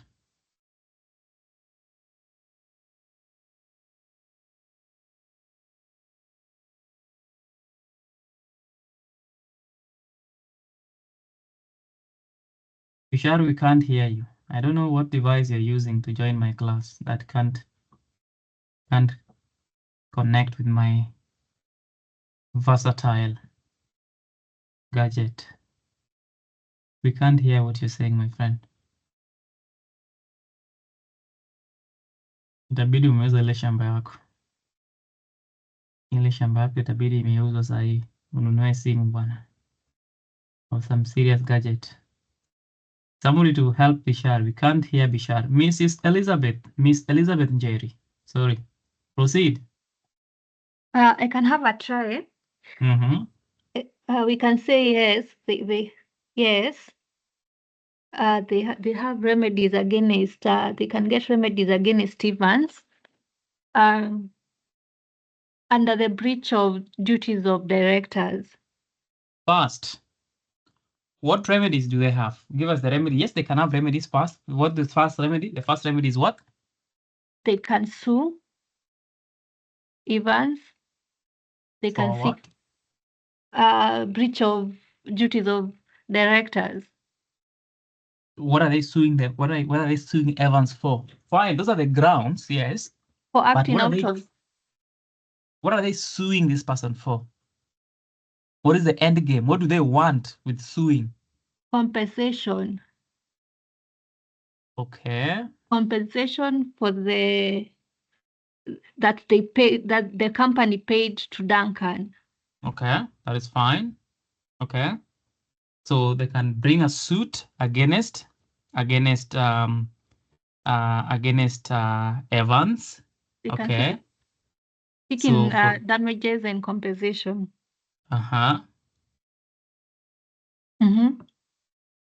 Think up until the guys, hey, come back. Who is that? That's Miss Elizabeth. Miss Elizabeth, come back here. Anytime you're dealing with a company, and you mention the word suit, suing a director or suing a member, what should come to your mind? Pop.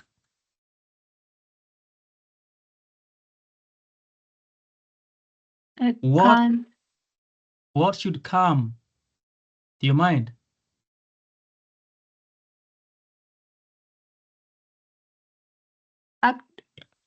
Action ultra-virus.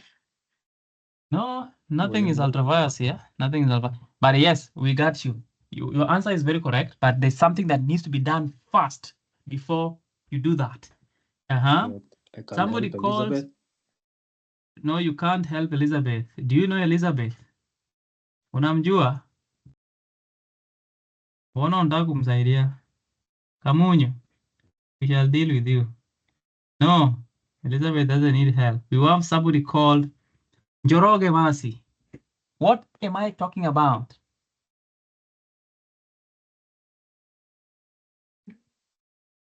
We'll have to lift the veil of incorporation. Yes, Makaura. Yes, the case of Makaura. You have to lift the veil. Guys, this person is covered in the blood of incorporation. So that blood must go first. Are you together? You cannot sue a director anyhow. You can't sue a director anyhow. You can't even sue a member of the company anyhow. Okay? What you first do is you lift the veil of incorporation. Once you lift the veil of incorporation, remember, why do you lift? The rule is very simple. Directors cannot be held personally liable for the debts of the business. So if you want to hold the director liable for the debts of the business, then lift the corporate veil and then sue the director. So we are saying there's money that is owed to Duncan. Duncan will be paid first. Once we pay Duncan, then we come back and make an application to the High Court and have the High Court lift the corporate veil. Okay? The grounds of lifting the corporate veil, number one is breach of duty. Breach of duty, negligence. Okay? Breach of duty, breach of trust, negligence, fraud, misrepresentation. Those are grounds of lifting the corporate veil. So in this instance, there's a breach of duty and there's negligence. Okay? Breach of duty and negligence. And for that reason, we are going to lift the corporate veil. Once we lift the corporate veil, then we are going to sue who? The director himself. Okay?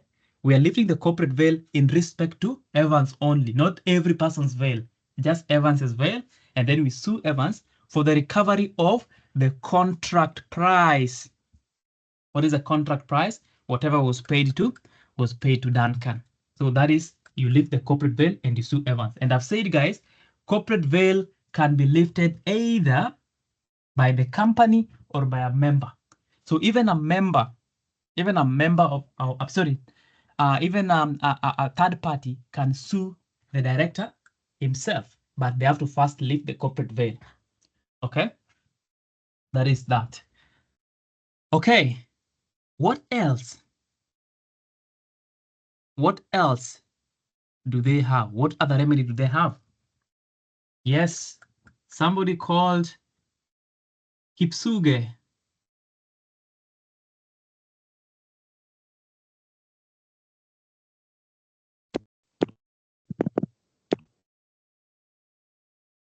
Kipsuge is not there. Diana Kipsuge, we can't hear you. They may seek the removal of the director.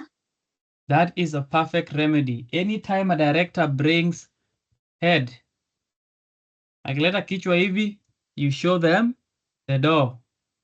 Okay, so that is always a remedy that is ready. Guys, for directors, it is easier to remove him than to lift the corporate veil. So yes, all those are remedies available.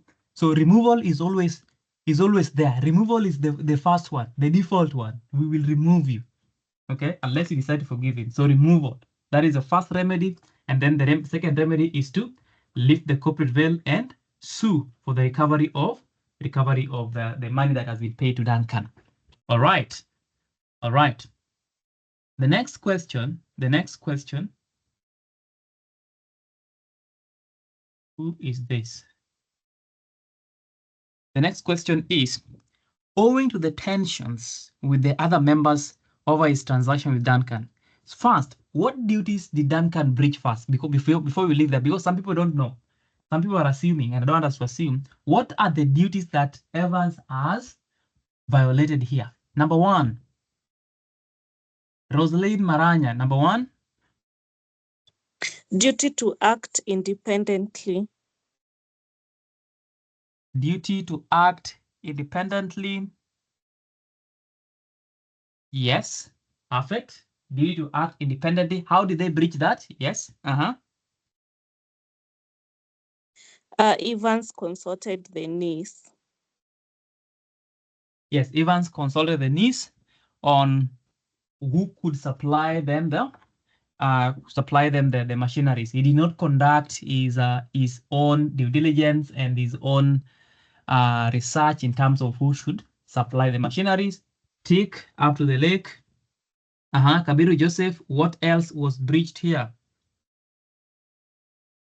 The duty of the director to avoid conflict of interest. Perfect. How?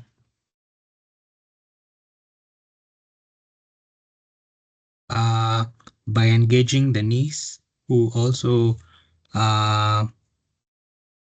no, engaging the niece has nothing to do with this. If you have a niece, kama we ni director sasa usiongeleshe niece wako, you can talk to your niece. That is not a problem. But what is the problem here?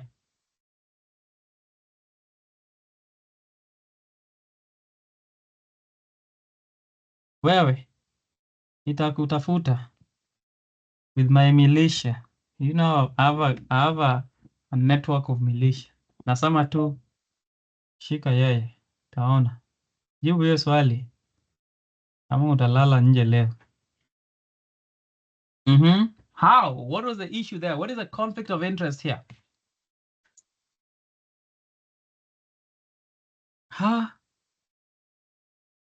Okay, let's get some help for you. Let's have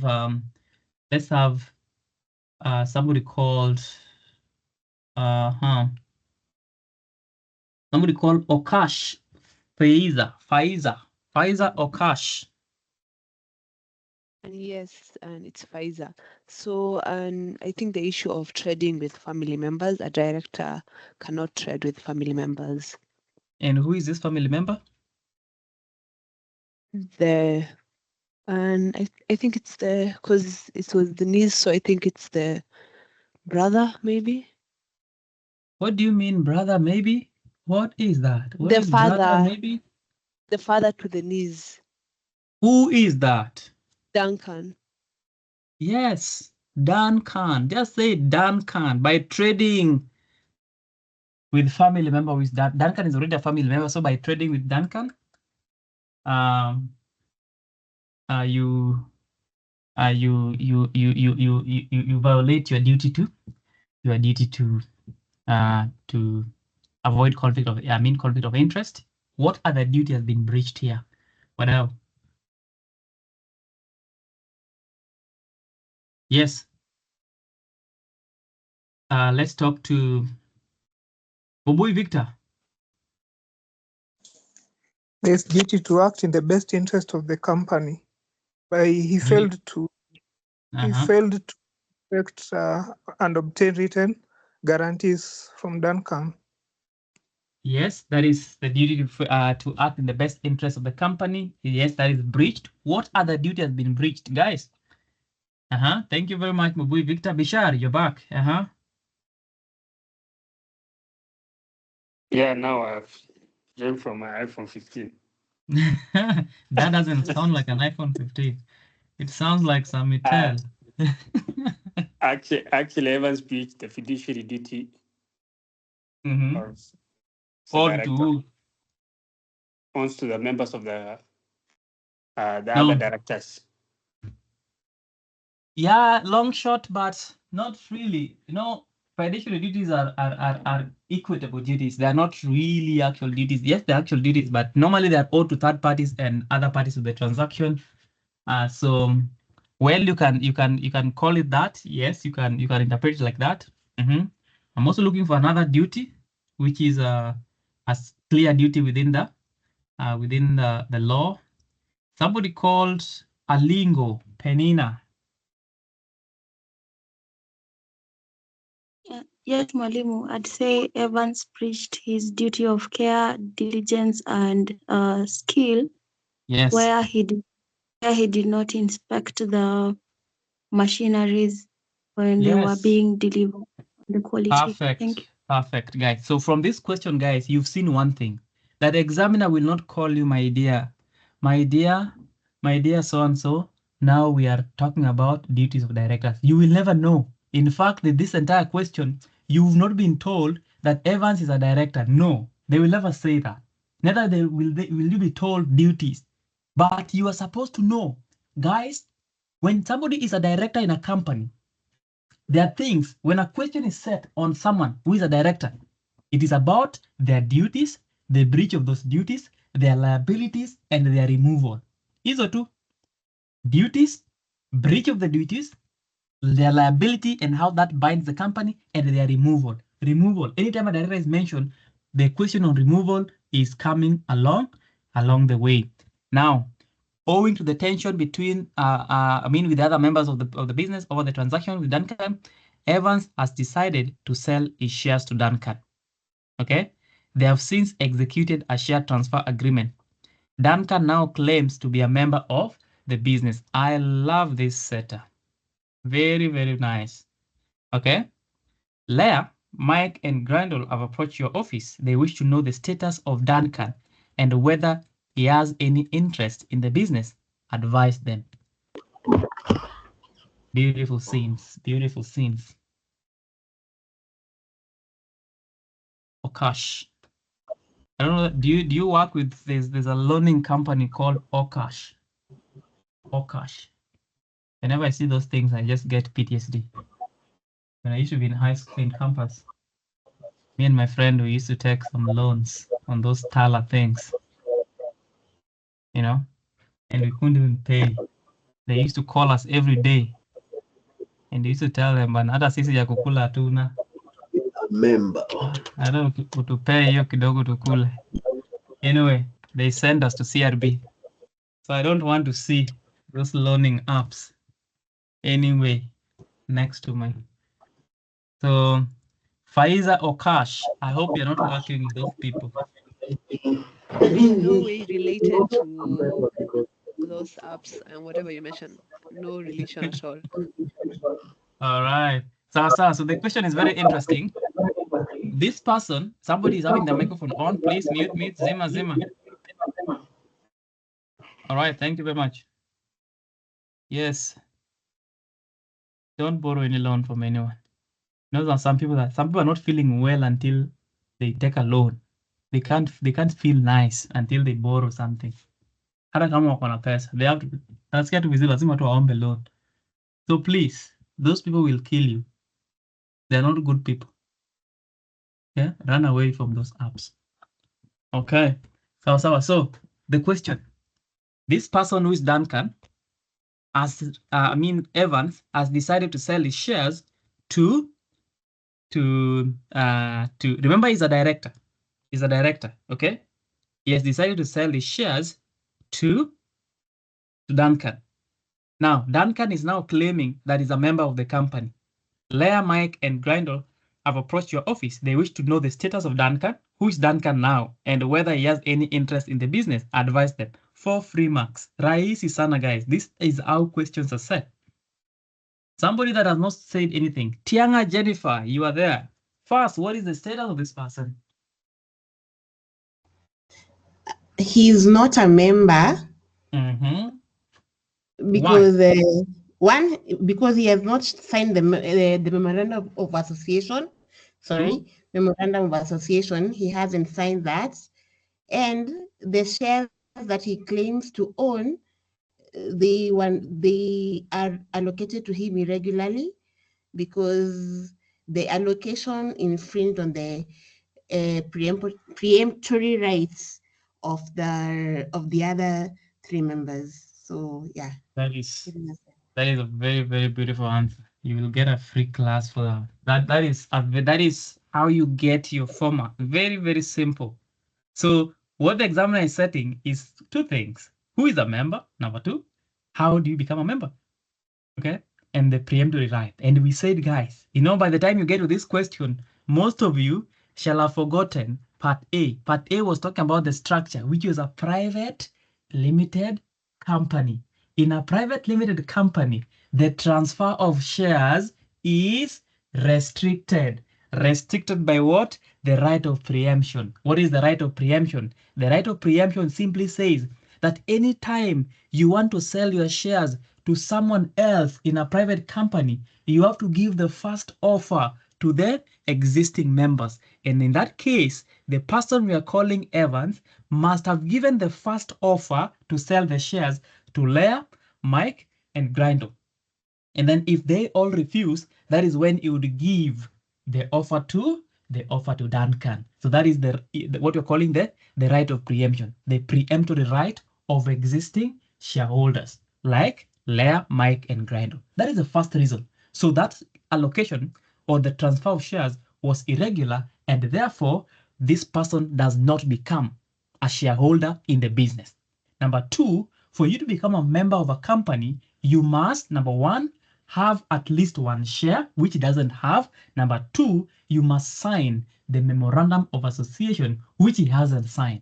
And therefore, this person is a persona non grata in as far as the company is concerned. Is not anyone. It's just Duncan. Okay? That is how you answer it. Beautiful, direct. Tuko sawa?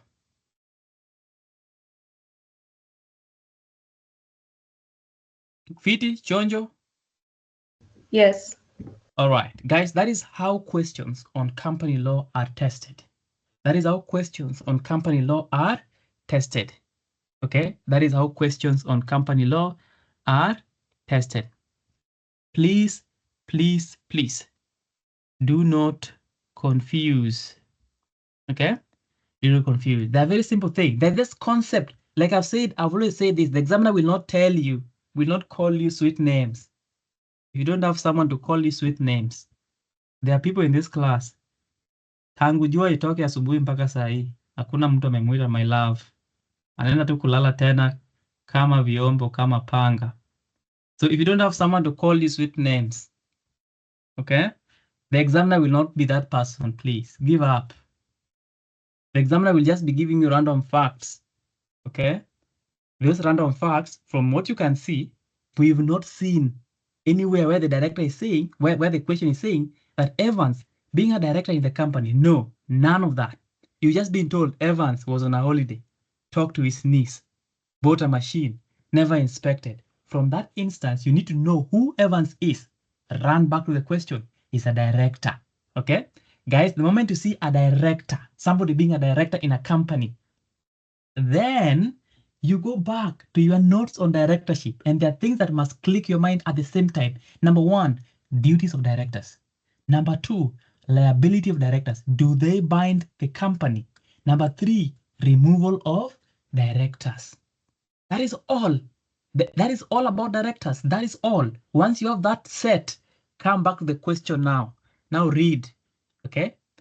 Can the business refuse to honor? No, you can't. Indoor management rule, constructive notice. Directors bind. Okay? Next one, remedies against directors, removal and then a suit. And for you to sue, you must lift the corporate veil. Good. You come. Transfer of shares in a private company. You already know that. Restricted by the right of preemption.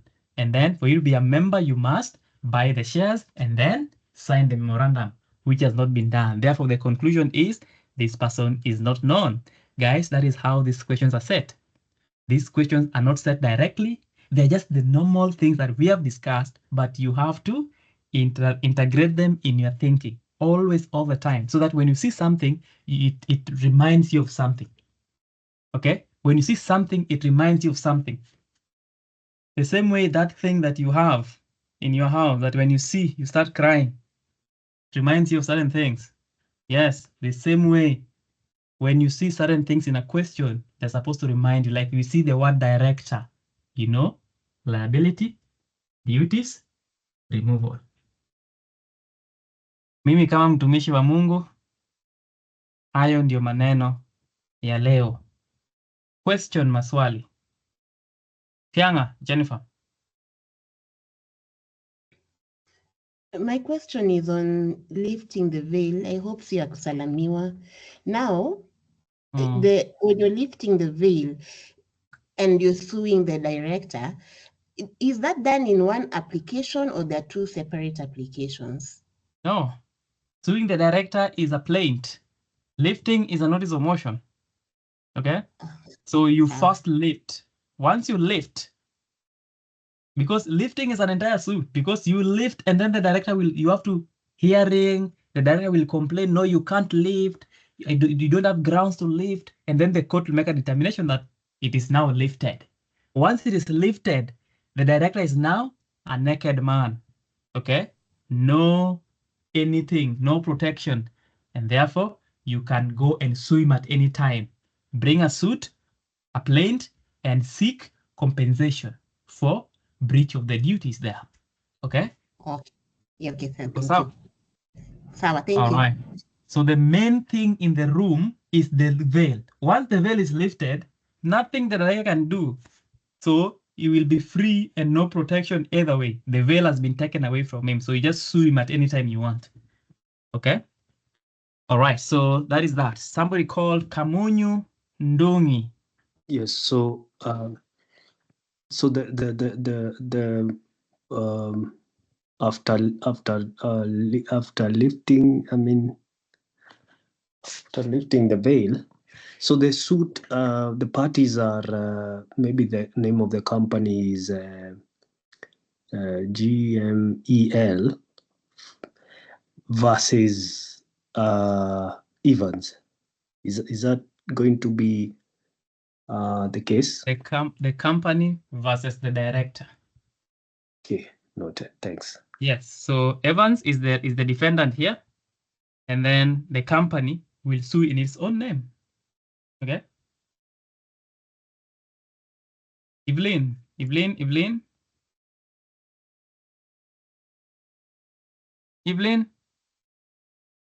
1934. Were you born in 1934, Evelyn?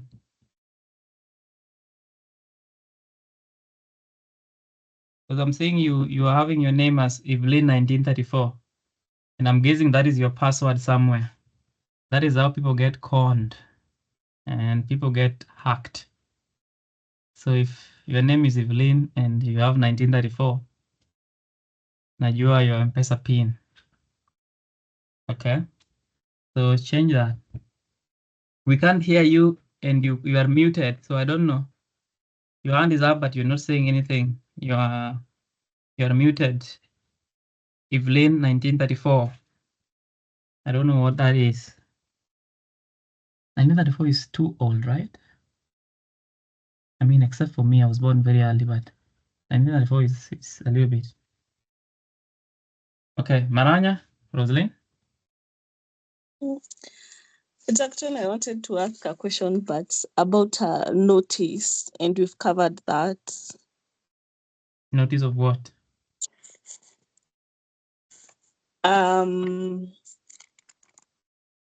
Notice of meetings in a company. No, that is an entire just wait. Let me see if there's other questions, because that's a different discussion we not had today. I'm still having. Is there a question today? If there's no other question today, we can take that question that you have. Evelyn, your hand is up, but no, you're not speaking anyway. Maranya, what is the question on notices? Okay, so this notice reads as follows.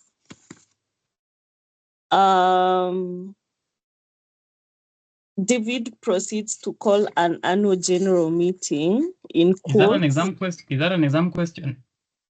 Yes. I know that question specifically. We'll talk about it when we talk about resolutions for resolution of companies. The notice was not sufficient, and the resolution was not passed.